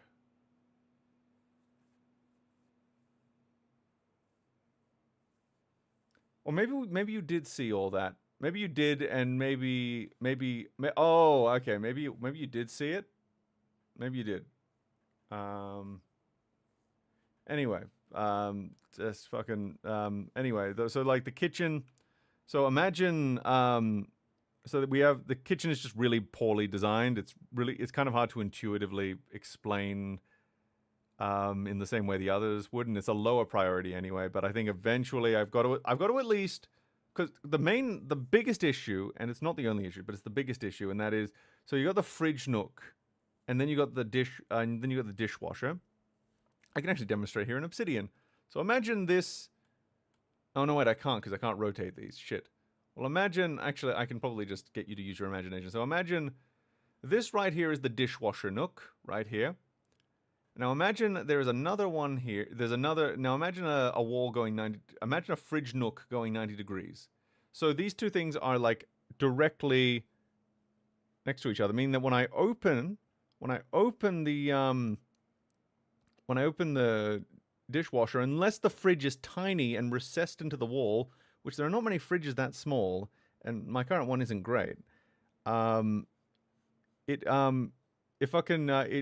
either the dishwasher won't open. You can't get a bigger fridge, even though there's room for a bigger fridge, because they decided to put the dishwasher here and not over here. Again, it's not the biggest priority out of everything. It's just something that was worth mentioning as like a stressor. Oh, and of course this is something that's probably going to happen soon, because me and my mum have been trying to figure out what to do, because it has been a real problem. We're going to have to get a proper bathroom vanity that isn't like designed for a theoretical race of hobbits. Because right now my teeth are going to go. At this rate, I'm losing my teeth. It's just really horrible to use. Anyway, I think I covered everything. So yeah, I think. Oh yeah, and of course, like getting into another relationship at some point. I've actually booked 2 singles nights. So that is like I've gotten tickets to 2 singles nights next week. So I'm doing that instead of the apps, because I just don't like the apps. And like these singles nights are getting very popular, and they're a decent age range, like 20 to 35 or 25 to 39. It's all that stuff. So everyone there is single. So it's so that's a good thing. I'm kind of just doing what's called, I'm just doing the trial by fire, I guess. I'm just trying to get myself in front of as many single people as possible, or single women, I guess. I don't need to gender neutralize that. I'm specifically going for women. Sorry, fellas. Because I think the reason this is a big priority, and I think my therapist agrees with this, is that I've been through a lot. I feel like maybe I could have handled, but when you're doing it alone, when you're doing it without like that support, when you have to go to bed at night and face the void, you do just kind of it does affect you a lot more than it otherwise would. Being in a relationship is a very complicated process for sure. And, I don't think you should rely on a relationship for your well-being. I think it needs to be one tool in the kit. But it's kind of like how, the way I'm seeing it is, it's kind of like how you can't rely on exercise to fulfill all of your needs, but you need to exercise. You do. Um, you can't rely on food for all of your needs, but you gotta eat. You can't rely on water for everything because you gotta. I think I've swapped them around. Point is, there's a lot of vital things that we need to do in life. A lot of things that fulfill us that can't be the only things in our life, but they still need to be there. And I think for me, yeah, it's I think I just need to find love again because I'm made. I'm a sappy sort, but I'm designed to love other people. It's just how I am. I am designed to, I am, I like to write love poetry and love stories, and I love to, make someone. I love to, go to a lot of effort to brighten someone's day, and waking up next to someone is always the best feeling in the world. And then having sex is almost as good. And yeah, yeah. It's and I'm confident in my ability to find people interested. My challenge is going to be finding someone of my type. I think because I'm very particular. Um, uh, God, you are so gay. I'm the same. All me had to do is sing, and the bitches will slip right out of the chair. But I'll own my strengths. I'm a conventionally good-looking, emotionally intelligent guy. I'm never going to be the breadwinner. That's never going to happen. But I have a lot of other things that I bring to the table that I think, yeah, if I find the right person, I think it's going to be a good time at the movies. So yeah, I guess we'll see how it all goes. I guess I'll check super chats now because I'm pretty sure I've caught all of them. I just wanted to make sure. Yeah, but yeah. So that's kind of what's been going on. Um, yeah, I'm so tired now. I really am. But I really do appreciate you guys being around. Um, So I mentioned all that stuff at the end because I think we will have to probably do some fundraising at some point. I just got to figure out what form that will actually take. Do I have to do like a round on other people's streams? Do I start just a GoFundMe and just let people chip in as they can? I see that the stream now has a little, you can set goals apparently. Like you just pick a goal, 10 super chats. So I see. Um, I don't know if that's the way to go. I don't know what to do with this. All I know is that yeah, eventually it's gonna have to. There will come a point where it's like I can only I'm gonna have to find some way to supplement because there's a lot of things that feel like they need to get done. Sell nudes, that would be F. Did we lose the stream? Um, I thought are we fine? It looks like we're fine. Okay. Let's see. No, it's good. Okay. So supers, see all. I think I got all of these. I gotta go. Yep. Maybe. Okay. Yeah, I got all the supers. That's good. And we did get a few supers, and I do really appreciate it, guys. I've been through a lot. I'm still continuing to go through a lot. I'm kind of like mentally, I'm in a bit of a free fall where it's like it's really difficult to just right the ship. And, my strategy was avoidance because I thought if I can avoid a bunch of things, I can, focus on other things. But then I now realize that maybe that wasn't the right approach because, for example, I was avoiding getting into a new relationship because I wanted to like get my own affairs in order a bit better because I felt like that would result in it would be easier to get a partner that way, and I also just wanted to just be single a bit. Well, I wanted to just like enjoy being single for a little bit, but the more I went along, the more it was kind of like, well, I could go on vacation, I don't want to go on vacation if I'm not going with someone.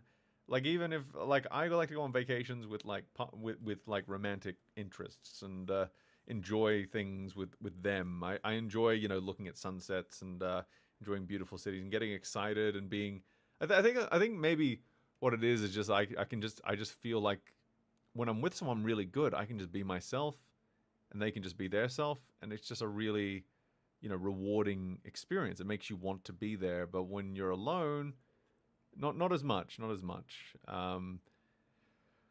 But yeah, it's we'll figure it all out.